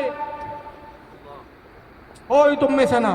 یہ تو بخاری کے الفاظ ہے, اور بلکہ ایک اور روایت میں جو الفاظ میں نے دیکھے یہ اس سے زیادہ شدید الفاظ ہیں, جو ابن ماجہ نے اپنی سنن میں لکھا ہے, اس کو کتاب الزہد میں, حدیث نمبر 4274. ابھی جو الفاظ میں سناؤں گا حوالے پہلے نقل کر رہا ہوں.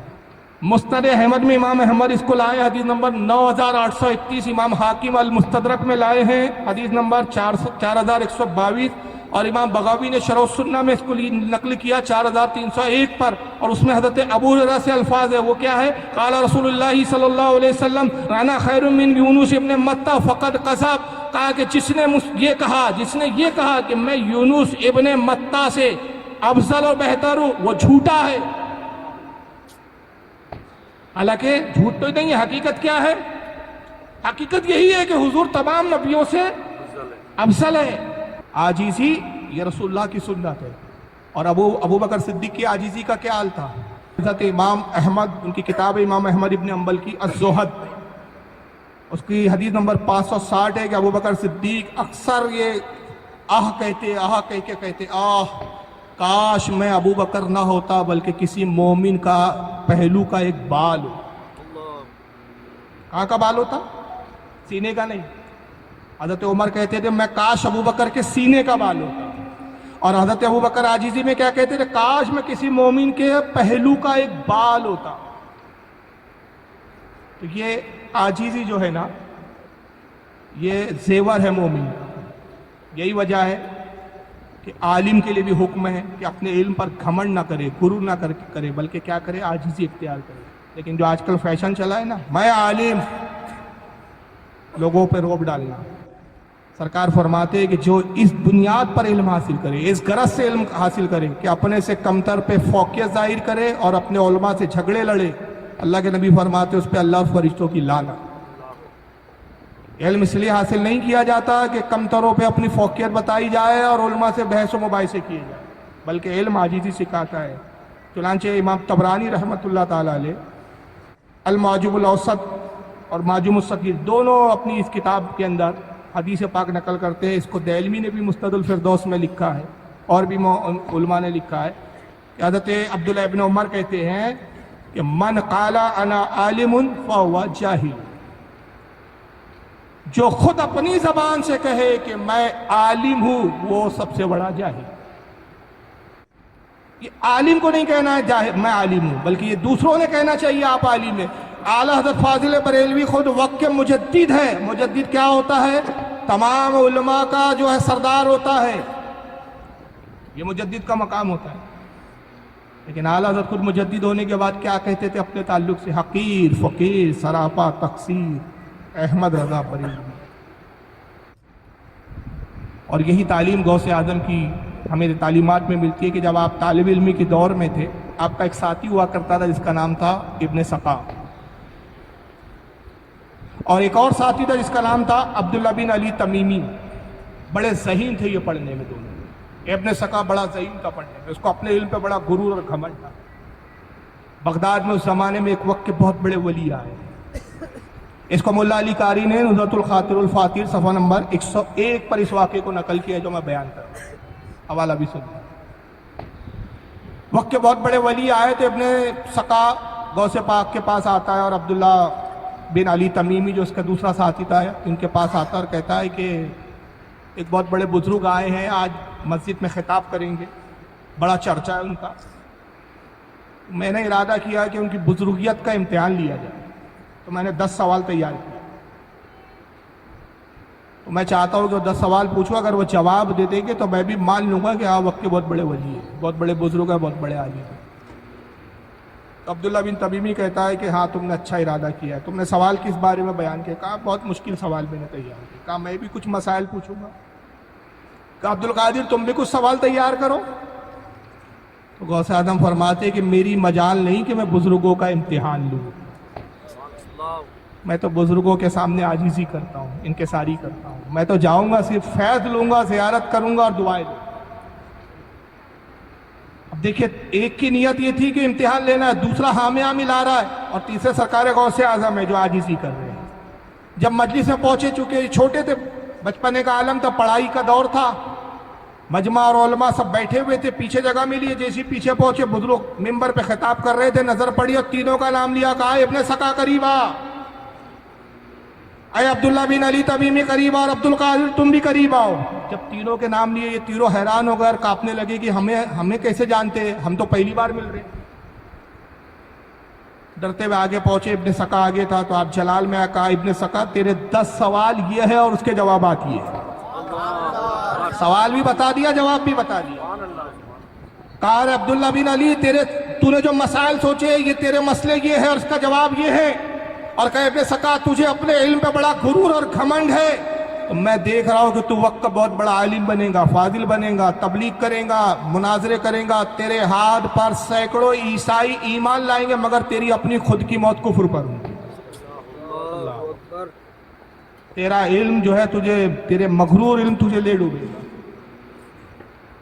اور عبداللہ بن علی سے کہا کہ سن, تو بہت بڑا تاجر بنے گا, بہت مال کمائے گا, بادشاہ کا خاص معتمد ہوں گا, بادشاہ سے بڑی قربت ہوں گی تیرے علم کی بنیاد پہ بادشاہ اپنے سے قریب رکھیں گا, مگر تیرا حال یہ ہوگا کہ 2 رکعت نماز پڑھنا بھی تجھے سکون سے نصیب نہیں ہوگا. جب یہ دونوں کے بارے میں کہا تو شیخ عبدالقادر غوث پاک کانپ گئے کہ اب میں بھی ساتھ میں آیا ہوں تو میرے بارے میں بھی کوئی بد دعا کے الفاظ نہ کہے.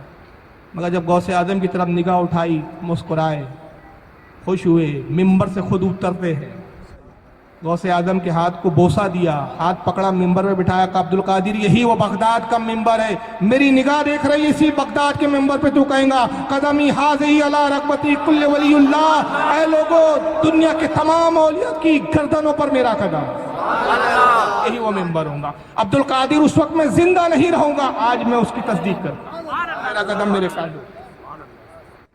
اور نتیجہ یہی ہوا, ابن سقا بہت بڑا عالم, فاضل, مناظر بنا, عیسائیوں کے علاقوں میں جاتا, مناظرے کے چیلنج کرتا, بستی کی بستیاں پلٹا دیتا. مناظرے میں شکست ہوتی پادریوں کو, پوری بستی اسلام میں داخل ہوتی. حتیٰ کہ ایک شہر کی طرف گیا, بادشاہ کو اطلاع ہوئی, عیسائی بادشاہ تھا, اس نے کہا یہ یہاں آیا, یہاں کی بھی آبادی جو ہے یہ پلٹا دیں گا, مسلمان کر دیں گا. ایک روایت ہے کہ اپنے وزیر سے کہا کہ کچھ حل کر, تو اس کی وزیر کی ایک خوبصورت بیٹی تھی, اور ایک روایت یہ ہے کہ بادشاہ کی اپنی خوبصورت بیٹی تھی. اس نے اپنے بیٹی سے کہا کہ اب بیٹی تو ہی اس شخص سے ہمیں بچا سکتی ہے, ہمارا مذہب اب تیرے ہاتھ میں بچا. چنانچہ نتیجہ یہ ہوا کہ بیٹی کو اس راہ پر انہوں نے بھیج دیا جس راستے سے یہ آ رہا تھا گھوڑے پر. وہ سور چرا رہی تھی, عیسائی لوگوں کیا سور کھاتے معاذ اللہ. ابن سقا گھوڑے پہ جب اس آبادی کے اندر داخل ہوا, دیکھا کھیت میں سور چرا رہی ہے, نظر پڑی, عاشق ہو گیا. کہا تو کس کی صاحبزادی ہے؟ کہا میں وزیر کی بیٹی ہوں. کہا میں تجھ سے نکاح کرنا چاہتا ہوں. کہا اس کے لیے تو میرے باپ کی اجازت ضروری ہے. کہا چل تیرے باپ سے بات کر. وزیر کے پاس لائی, وزیر بادشاہ کے پاس لایا. کہا میں اس سے نکاح کرنا چاہتا ہوں. کہا میں کوئی اعتراض نہیں, مگر صرف ایک شرط ہے. کہا کیا؟ کہا عیسائی مذہب قبول کر. کچھ دیر اس نے سوچا اور پھر کہا اچھا مجھے منظور ہے. نعوذ باللہ من ذالک, عیسائی ہو گیا, سور بھی کھایا, اس سے نکاح کیا اور اپنے دین کو چھوڑ دیا. اور موت کس پر ہو رہی ہے؟ کفر پر. اور عبداللہ بن علی تمیمی خود کہتا ہے خود کہتے ہیں کہ میرا واقعی وہی حال ہوا، بزرگ کی بددعا کا اثر یہ ہوا کہ میں نے مال بھی خوب کمایا، تجارت بھی خوب کی، حتیٰ کہ میرے علم نے مجھے یہ فائدہ دیا ہے کہ بادشاہ مجھ سے مشورہ کرتا، میں بادشاہ کے قریب ہوا، مگر اپنی دولت اور کاروبار میں ایسا ڈوبا اپنی دنیا میں کہ نماز پڑھنے کھڑا ہوتا اور حساب کے چکر میں پڑ جاتا، اس کو دینا ہے، اس کو لینا ہے، اس کو اب بھول جاتا کہ 2 رکعت پڑھی کہ 1 رکعت پڑھی کہ 3 رکعت، تا زندگی میں سکون سے نماز نہیں پڑھ سکا۔ اب دنیا نے اور تاریخ نے منظر بھی دیکھا کہ سرکار غوث اعظم منبر پہ تشریف لائے اور اعلان کیا میرا قدم تمام اولیاء اللہ کی گردن ہو۔ تو یہ عاجزی نے سرکار غوث اعظم کو اتنا بلند کیا۔ حضرت شیخ شرف الدین سعدی شیرازی، جن کو حافظ شیرازی کہا جاتا ہے، گلستان سعدی ان کی فارسی زبان میں پہلے مدارس میں پڑھائی جاتی تھی، ابھی پتہ نہیں پڑھائی جاتی ہے، پہلے تو ایک کمپلسری ٹائپ کی تھی، آج کل فارسی ابھی بہت سارے مدارس میں ناپید ہو گئی ہے، نہیں پڑھائی جا رہی ہے، لیکن بہرحال پہلے درس میں داخل تھی شیخ سعدی کی یہ گلستان، اور کچھ میں نے مفتی غلام محمد صاحب سے الحمدللہ پڑھے ہیں، اس کے اندر یہ لکھتے ہیں گلستان سعدی کے اندر صفحہ نمبر 54 کے اندر 54 میں ایک بزرگ کے حوالے سے لکھتے ہیں کہ وہ کہتے ہیں میں حج کے لیے گیا اور بڑی تمنا تھی کہ خانہ کعبہ میں ایک ایسے وقت کی نماز پڑھوں میں کہ میرے علاوہ کعبے میں کوئی نہیں، مگر جب میں جاتا تو کعبے میں کوئی نہ کوئی مل ہی جاتا۔ سردی کے دن تھے، ایک رات میں اٹھا اور کہا کہ آج خانہ کعبہ میں شاید بڑی شدید سردی ہے، سخت سردی ہے، آج تو کوئی نہیں ہوگا۔ میں گیا اور کہتے ہیں کہ میں رات میں جب کعبے میں داخل ہوا تنہائی میں نماز پڑھنے لگا، خوش ہوا کہ آج وہ تنہائی میسر آئی، مگر دیکھتا ہوں کہ ایک رونے کی آواز آئی اور کوئی رو کے کچھ الفاظ کہہ رہا ہے۔ قریب ہوا، دیکھا ایک شخص غلاف کعبہ میں اپنے آپ کو لپٹائے ہوئے اور روتے ہوئے کہتا ہے پروردگار قیامت کے دن مجھے نابینا اٹھانا، اے اللہ میں تجھ سے کچھ طلب نہیں کرتا، کچھ نہیں مانگتا، صرف یہ مانگتا ہوں کہ قیامت کے دن مجھے نابینا اٹھانا۔ بزرگ کہتے ہیں میں بڑا حیران ہوا کہ کتنی عجیب دعا ہے اس شخص کی۔ ارے حدیث پاک میں تو یہ آیا ہے کہ جو دنیا میں نابینا اور اندھے ہیں وہ بھی قیامت میں بینا ہو جائیں گے، اور فضل اور برکتیں اور مناقب ان کے یہ ہے، فضیلت یہ ہے نابینا کی کہ ایمان پر خاتمہ ہوا تو سب سے پہلے اللہ کا دیدار یہی لوگ کریں گے۔ سبحان اللہ۔ جو دنیا میں نابینا تھے سب سے پہلے دیدار الہی انہی کو نصیب ہوگا، تو ہر کوئی وہاں بینا ہوگا، کوئی عیبدار نہ ہوگا، ہر جنتی جو ہے بے عیب ہوگا۔ یہ کیسا شخص ہے جو کہتا ہے نابینا اٹھا؟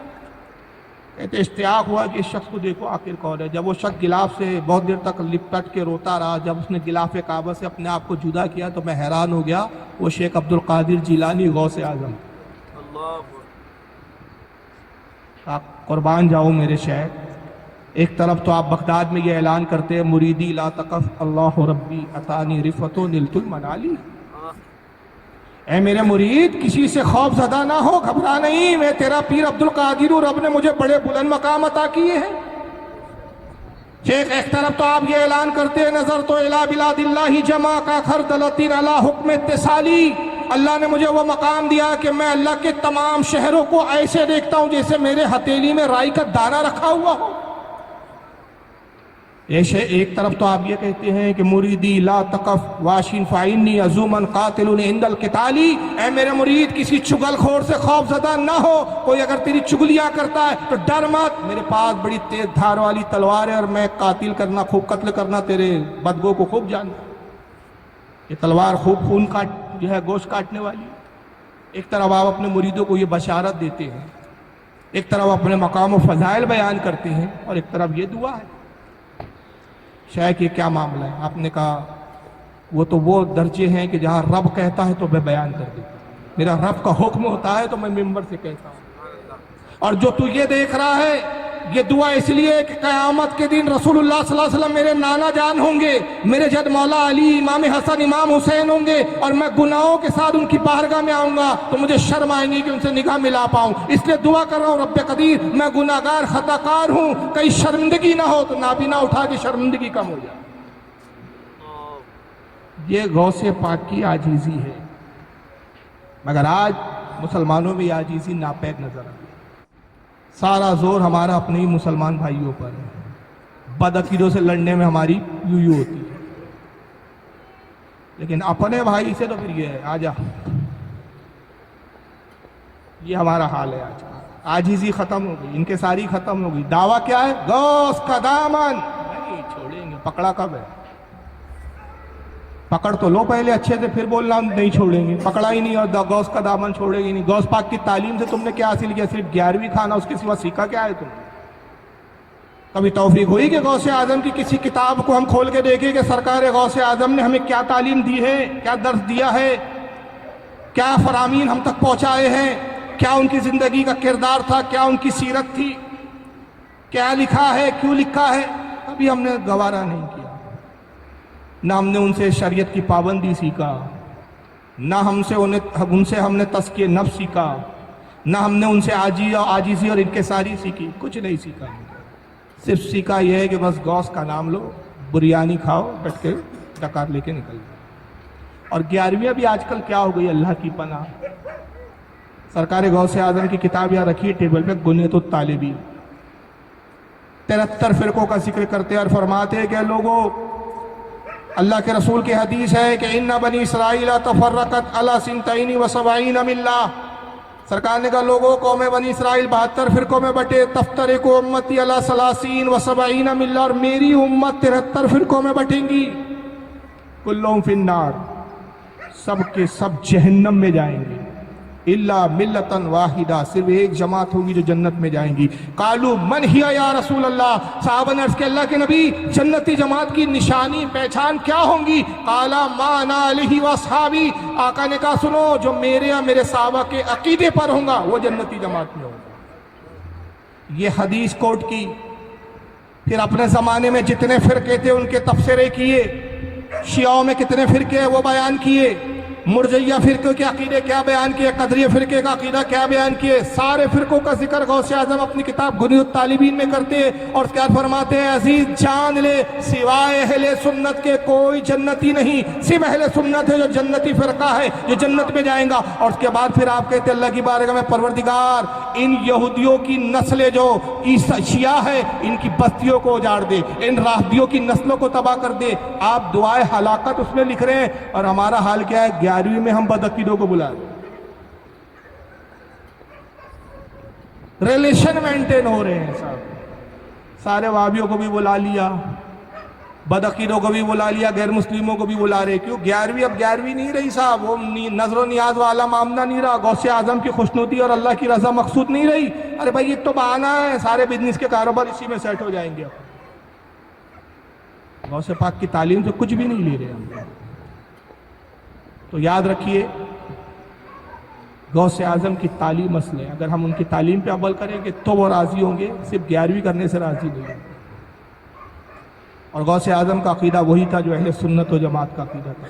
हर बुजुर्ग शरीयत की पाबंदी और अकायद की बुनियाद पर पहचाना जाता है। याद रखिए, कोई कितना ही बड़ा हवा में उड़ने वाला हो, शोबेबाज हो, लेकिन अकीदे अहले सुन्नत पर कायम नहीं, पिलपिला है, ढुलमुल है, ये भी ठीक वो भी ठीक, वो सब कुछ हो सकता है। वली तो दौर मुसलमान नहीं हो सकता, हकीकी मुसलमान नहीं हो सकता, तो वली कहाँ होगा?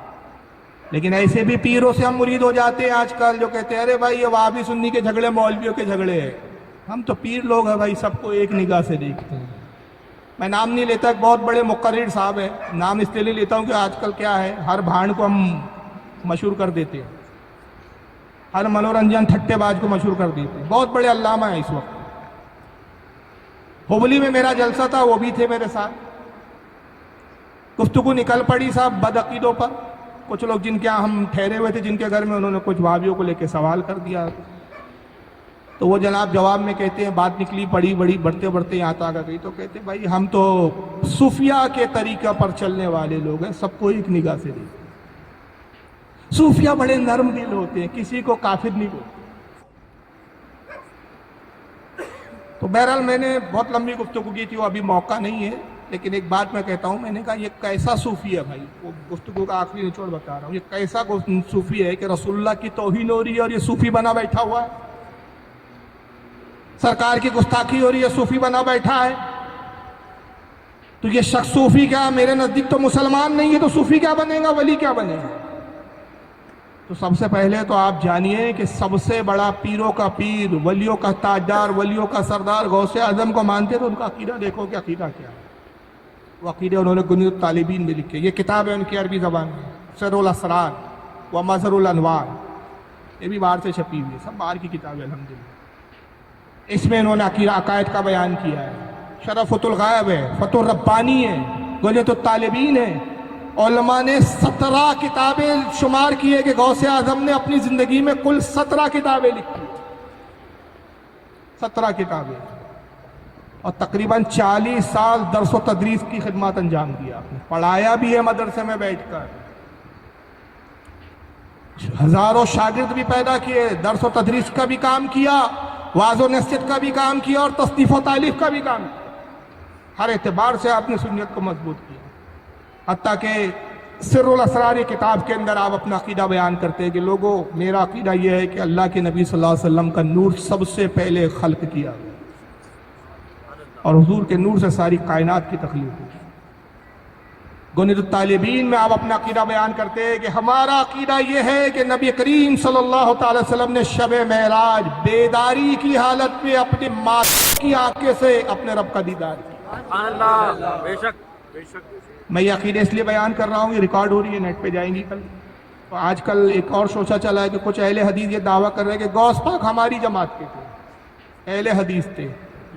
دلیل بولے گنیۃ الطالبین میں. اچھا کیا ہے گنیۃ الطالبین میں, ان کی کتاب میں, حالانکہ اس پر بھی علماء میں اختلاف ہے کہ غوث پاک کی کتاب ہے یا نہیں. علماء کا ایک طبقہ کہتا ہے کہ کتاب آپ کی ہے لیکن کچھ الحاقات ہوئے اس میں, کچھ کہتے ہیں کہ غوث پاک کی کتاب ہی نہیں ہے. لیکن راجح قول یہ ہے کہ کتاب تو غوث پاک کی ہے لیکن کچھ باتیں اس میں الحاق کی گئی. ابن تیمیہ اور ابن کثیر کہتے ہیں کہ گنیۃ الطالبین غوث پاک کی کتاب ہے. امام ابن حجر المکی الہیتمی فتاوی حدیثیہ میں کہتے ہیں کہ گنیۃ الطالبین غوث پاک کی کتاب ہے لیکن کچھ الحاق ہوئے. شاہ عبدالحق فرماتے ہیں غوث پاک کی کتاب ہے. ابھی بحث کا موضوع نہیں ہے, گنیۃ الطالبین کو معیار بنایا. کیوں؟ کہتے ہیں کہ صاحب غوث اعظم رفدین کرتے تھے اس لیے وہ اہل حدیث تھے. ایک رفدین ملا ان بیچاروں کو تو انہوں نے اہل حدیث بنا دیا, اور یہ نہیں دیکھا کہ غوث اعظم حنبلی تھے. امام احمد ابن حنبل کے نزدیک نماز میں رفدین کرنا ہے. رفدین کیا؟ رکوع میں جاتے وقت اور رکوع سے اٹھتے وقت ہاتھ کو اس طرح اٹھانا, اس وقت تکبیر کے وقت اٹھاتے ہو کاندھوں تک ہاتھ اٹھانا, اس کو رفدین کہتے ہیں. امام شافعی اور امام احمد ابن حنبل کے نزدیک رکوع میں جاتے وقت اور رکوع سے اٹھنے کے بعد رفدین کرنا یہ مستون ہے. امام اعظم ابو حنیفہ اور امام مالک کے نزدیک یہ رسول اللہ نے ابتدا میں کیا, بعد میں اس کو ترک کر دیا, لہذا ترک کر دیا. تو اب یہ سنت اب عمل نہیں کیا جائے گا اس پہ, کیونکہ سرکار نے اپنے عمل کو خود منسوخ فرما دیا اپنے ہی عمل سے. لیکن ایک رفدین دیکھا تو اہل حدیث بنا دیا, اور باقی پھر کتابوں میں جو اتنی ہزاروں باتیں لکھی ہے جو ان کے عقیدے کے خلاف وہ دیکھنے کے لیے تیار نہیں. جبکہ اہل حدیث و وہابیوں کا عقیدہ ہے کہ حضور نے شب معراج اللہ کو دیکھا ہی نہیں. اور غوث اعظم گنیۃ الطالبین صفحہ نمبر 178 جلد نمبر 1 جو الفاظ نقل کر رہے ہیں اس میں کہتے ہیں ہمارا عقیدہ ہے, یہاں سے شروع کیا آپ نے, ہمارا عقیدہ ہے کہ شب معراج نبی پاک صلی اللہ علیہ وسلم نے اپنے ماتھے کی آنکھوں سے, دل کی آنکھوں سے نہیں, ماتھے کی آنکھوں سے اپنے رب کا دیدار کیا. آپ نبی کو زندہ مانتے. اسی گنیۃ الطالبین کے اندر جلد 1 صفحہ 81 پر آپ اپنی تعلیم یوں بیان کرتے ہیں کہ نبی حیات ہے, جب روضے رسول پر حاضر ہو تو ویسا ہی ادب کرے جیسے حضور کی زندگی میں کیا جاتا ہے. اور فرماتے ہیں کہ جب دعا کرے تو حضور کے روضے کی طرف رخ کرے اور پیٹھ کعبے کی طرف ہو, موجہ شریف کی طرف رخ کرے. اور بابڑا آج کا کیا کرتا ہے, جیسے اب حضور کے روضے کی طرف دعا کرو آئیں گا وہ متوا جو ہوتا ہے کوا ہی بولنا چاہیے, کاؤں کاؤں کرتے کم بخت ادب نہیں ہے نہ کچھ ہے, تو کیا کریں گا آپ کو حاجی الا قبلہ, قبلے کی طرف. اور غوث اعظم گنیۃ الطالبین میں کیا کہہ رہے, قبلے کی طرف کیا ہو, پیٹھ ہو. تو کعبے کی طرف پیٹھ کرنا بے ادبی نہیں, اس لیے کہ کعبے کی طرف رخ ہے, رخ تو اس طرف ہے. اور کہتے پھر حضور کی بارگاہ میں جو دعا کرے تو کہے, اور پھر یہ آیت بیان کرتے کہ اس آیت کو پڑھے جو سورہ نساء آیت نمبر 64 میں یہ تعلیم دے رہے غوث اعظم, یہ آیت تلاوت کرے حضور کی بارگاہ میں دعا کرتے. اور وہ آیت کیا ہے, وَلَوْ أَنَّهُمْ إِذْ ظَلَمُوا أَنفُسَهُمْ جَاءُوكَ فَاسْتَغْفِرُوا اللَّهَ وَاسْتَغْفَرَ لَهُمُ الرَّسُولُ لَوَجَدُوا اللَّهَ تَوَّابًا رَحِيمًا. اللہ فرماتا ہے کہ اے لوگو جب تم اپنی جانوں پر ظلم کرو, یعنی تم سے گناہ ہو, تو کہاں جاؤ, مسجد میں نہیں، میرے محبوب کی بارگاہ میں جاؤ، میرے محبوب کے پاس آؤ، میرے نبی کے پاس آؤ، فاستغفر اللہ، اپنے رب سے استغفار کرو، اپنے رب کی بارگاہ میں استغفار کرو، واستغفر اللہم الرسول، اور اگر میرا رسول بھی تمہاری سفارش کر دے، تمہارے لیے دعا کر دے، تمہارا وسیلہ بن جائے، لواجد اللہ تواب الرحیم، تو تم اپنے رب کو بہت زیادہ توبہ قبول کرنے والا پاؤ۔ تو کہتے ہیں کہ یہ آیت پڑھے اور کہے یا رسول اللہ میں اسی طرح آپ سے اپنے گناہوں کی مغفرت کے لیے حاضر ہوا آپ کی بارگاہ میں، جیسے کہ وہ عربی حاضر ہوا تھا جو گناہوں میں لدا ہوا تھا، اور اس نے کہا یا رسول اللہ میں آپ کی بارگاہ میں آیا ہوں کہ آپ میرے گناہ رب سے معاف کروا دیں۔ یہ گناہ طالبین میں لکھ رہے ہیں، مگر یہ اہل حدیثوں کو یہ نہیں لکھ رہے۔ آپ فرماتے ہیں کہ خضر علیہ السلام زندہ ہے، آپ بھی کہتے ہیں خضر اب زندہ نہیں ہے، مر گئے، ختم ہو گئے، موسیٰ کے دور میں ہی ختم ہو گئے تھے، بولے دلیل روایت کچھ نہیں۔ غوث اعظم فرماتے گناہ طالبین میں ہی لکھ رہے ہیں، جلد نمبر 2 صفحہ 426 پہ فرماتے ہیں کہ خضر علیہ السلام زندہ ہے، حضرت الیاس زندہ آسمانوں میں ہے۔ یہ دونوں پیغمبر اختیار، اور اللہ تعالیٰ نے اختیار کے ساتھ ان کی صلاحیت اور قوت کتنی دی، ہر سال حج کے لیے زمین پر تشریف لاتے ہیں، کعبۃ اللہ کا طواف کرتے ہیں، ایک دوسرے کا حلق کرتے ہیں، سر منڈواتے ہیں۔ یہ گوپا گنوت طالبین میں لکھ رہے ہیں، وہابی جی اس کو چھوڑ دے رہے ہیں۔ اور شیخین کے بارے میں آپ کا عقیدہ کیا ہے؟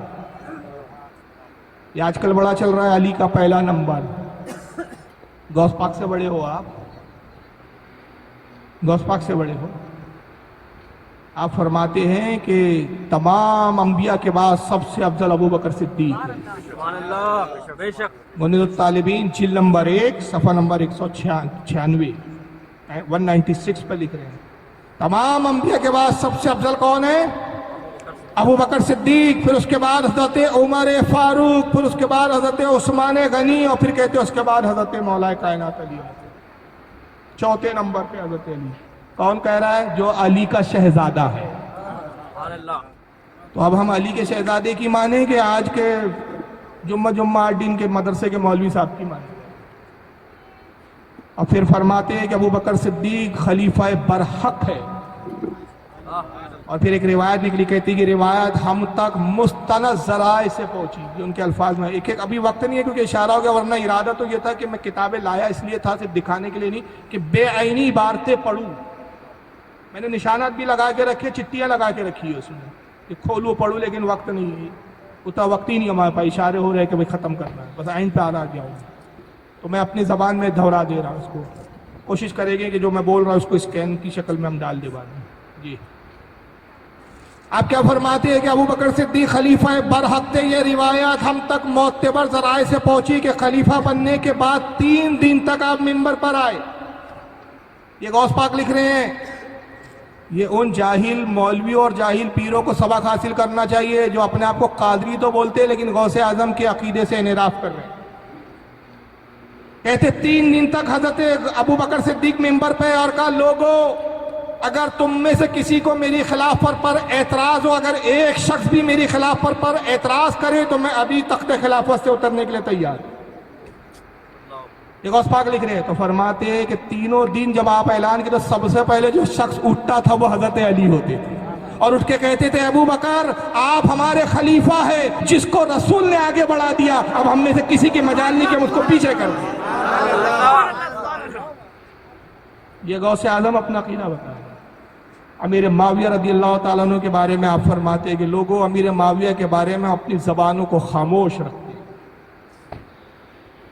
حضرت علی سے جو ان کے اختلافات ہوئے، حق علی کے ساتھ تھا، ان سے خطائے اجتہادی ہوئی، لیکن چونکہ صحابی ہیں اور امام حسن نے ان کی خلافت کی بیعت کر لی، انہیں مملکت اسلامیہ کا بادشاہ تسلیم کر لیا، اور ان کی خلافت پر صحابہ کا اتفاق ہو گیا، لہذا ہم اپنی زبان طعن و تشنیع نہیں کرتے، ہم ان کا ادب و احترام کرتے۔ یہ غوث پاک کہتے ہیں۔ اور اختیار اولیاء کے تعلق سے کیا فرماتے ہیں؟ کہتے ہیں کہ اللہ تعالیٰ نے ولیوں کو کیسے اختیار دیے۔ میں ان کی عبارت پڑھ رہا ہوں کیونکہ عبارت بڑی زبردست ہے، اپنی زبان میں کہوں گا تو مزہ نہیں آئے گا۔ فتح الغیب صفحہ نمبر 68۔ بڑی پیاری بات کہی ہے غوث پاک نے کہ ولیوں کو اللہ نے کتنے اختیار دیا. آج وہاں بھی بولتا ہے کہ محمد صلی اللہ علیہ وسلم کو اختیار نہیں ہے. جس کا نام محمد و علی ہے اس کو اختیار نہیں ہے, اور ہم اس کو 11ویں میں بلا رہے ہیں وابڑے کو. اور غوث پاک اپنا عقیدہ فتح الغیب اپنی کتاب میں خود کیا لکھ رہے, کہتے قال اللہ تعالیٰ فی بعض کتبہ, کہ اللہ تعالیٰ نے اپنی بعض کتابوں میں یہ بیان فرمایا کہ رب ارشاد فرماتا ہے, یعنی حدیث قدسی نقل کر رہے, حدیث قدسی کوٹ کرتے کہتے ہیں کہ اللہ فرماتا ہے یا ابن آدم انا اللہ الذی لا الہ الا, اللہ کہتا ہے اے میرے بندے, اے آدم کی اولاد, میں ہی تیرا رب ہوں, میرے علاوہ کوئی عبادت کے لائق نہیں. اے آدم کی اولاد, میں تیرا رب ہوں. انا اقول للشیء کن فیکون, میری شان یہ ہے کہ جب میں کسی چیز کے لیے کہتا ہوں ہو جا, وہ چیز ہو جاتی. میں جب کسی چیز کو وجود دینا چاہوں کہ کن ہو جا, فیکون, ہو گئی. اتینی اجعلکا تقول للشیء کن فیکون, اے میرے بندے تو میری اطاعت کر, میرا بن جا. جب تو اطاعت کر کے میرا بن جائیں گا تو میں تیری بھی شان ایسی کروں گا کہ تو کہیں گا کن ہو جا فیکون, ہو جا. اس ایک جملے میں سارے اختیار آ گئے. تو اب کوئی ولی کہے اے اللہ اس مردے کو جلا دے, کن فیکون, مردے کو جلا دیا, شفا دے دیا, سب کن فیکون میں آ گیا. یہ شان اور یہ اختیار کون دے رہا ہے؟ اللہ تعالیٰ عطا کر. اور پھر آگے وضاحت کرتے کہتے ہیں وَقَدْ فَعَلَ ذَلِكَ بِكَثِيرٍ مِّنْ أَنْبِيَائِهِ وَأَوْلِيَائِهِ وَخَوَّاصِهِ مِنْ بَنِي آدم, اور یہی طاقت و قوت, یہ اختیارات اللہ نے تحقیق اپنے بہت سارے انبیاء کو, اولیاء کو, خواص کو, اولاد آدم کو عطا کیا. اولیاء کے اختیار کا ذکر کر رہے ہیں. پھر گنے تو طالبین کے اندر جلد 1 صفحہ 258 پر آپ تعلیم دیتے فرماتے ہیں لوگوں 40 ابدال ہے جو دنیا کا نظام سنبھالے. ان وابی سے پوچھو کہ اہل حدیث تو بڑے جلدی بول دیا آپ نے غوث پاک کو, مانتے ہو کہ تم 40 ابدال؟ اور میں نے کئی وہابیوں کو چیلنج کیا, آج تک ایک وہابڑے نے میرا چیلنج ایکسپٹ نہیں کیا. کہا میں نے کہا تم گنی تو طالبین کی بنیاد پر کہتے ہو نا غوث پاک اہل حدیث تھے, چلو اسی گنی تو طالبین کو فیصل بناتے. گنی تو طالبین میں جتنے عقیدے تم بھی مانتے جاؤ ہم بھی مانتے, میں رفع کے لیے تیار ہوں, تم باقی سارے عقیدے مانو گے. تو تم ایک رفع دین دوں گے تو 10,000 مسئلے میں تم پہ لاد دوں, اور تمہارا باپ بھی نہیں مانے گا کیونکہ تم اس کو شرک و بدعت بول کے بھاگتے ہو.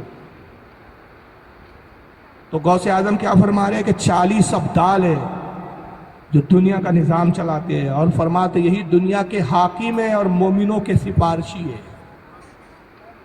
قبروں کی زیارت کے تعلق سے آپ عقیدہ بیان کرتے ہیں. گنیت الطالبین جلد 1 صفحہ 178 پہ کہتے ہیں ہمارا عقیدہ ہے, غوث پاک کہتے ہیں ہمارا یہ عقیدہ ہے کہ میت اپنے زائر کو پہچانتی ہے.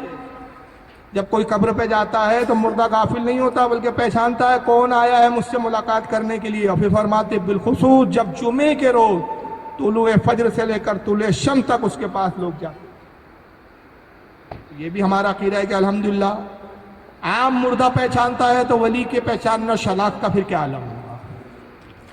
آج سارا وہاں بھی چلاتے تعویذ گلے میں ڈال دیا, شرک بدعت, شرک مشرک, تعویذ لٹکانا شرک, تعویذ لٹکانا شرک. لیکن غوث پاک اپنا عقیدہ کیا بیان کرتے ہیں؟ گنیت الطالبین جلد نمبر 1 صفحہ 130 پر آپ بیان کرتے ہیں کہ مندرجہ ذیل تعویذ لکھ کر گلے میں ڈال دیا جائے. یہ بخار کا تعویذ ہے, کتنا ہی شدید بخار ہو یہ لکھ کر تعویذ گلے میں ڈالو, بخار چھو. اور تعویذ کے الفاظ کیا لکھے غوث پاک نے, وہ ذرا سن لیجئے کتنے بڑے. پھر یہ غوث پاک پہ لگائیں یہ شرک کا فتویٰ, سنیوں کو بیچاروں کو سب پہ سنیوں پہ فتوے لگے. تعویذ کے الفاظ لکھ کے دے رہے کہ یہ الفاظ کاغذ پہ لکھے, بڑا شدید بخار ہو تو تعویذ یہ الفاظ تعویذ میں لکھ کر کاغذ پہ لکھ کے تعویذ بنا کے گلے میں ڈال دو. اور الفاظ کیا ہے؟ بسم اللہ الرحمن الرحیم وباللہ محمد رسول اللہ یا نار کونی بردا وسلاما علی ابراہیم وارادوا به قیدا فجعلناهم الاخسرین. اللہم رب جبریل و میکائیل و اسرافیل اشفی صاحب هذا الكتاب بحوالک و قوتک و جبروتک یا ارحم الراحمین.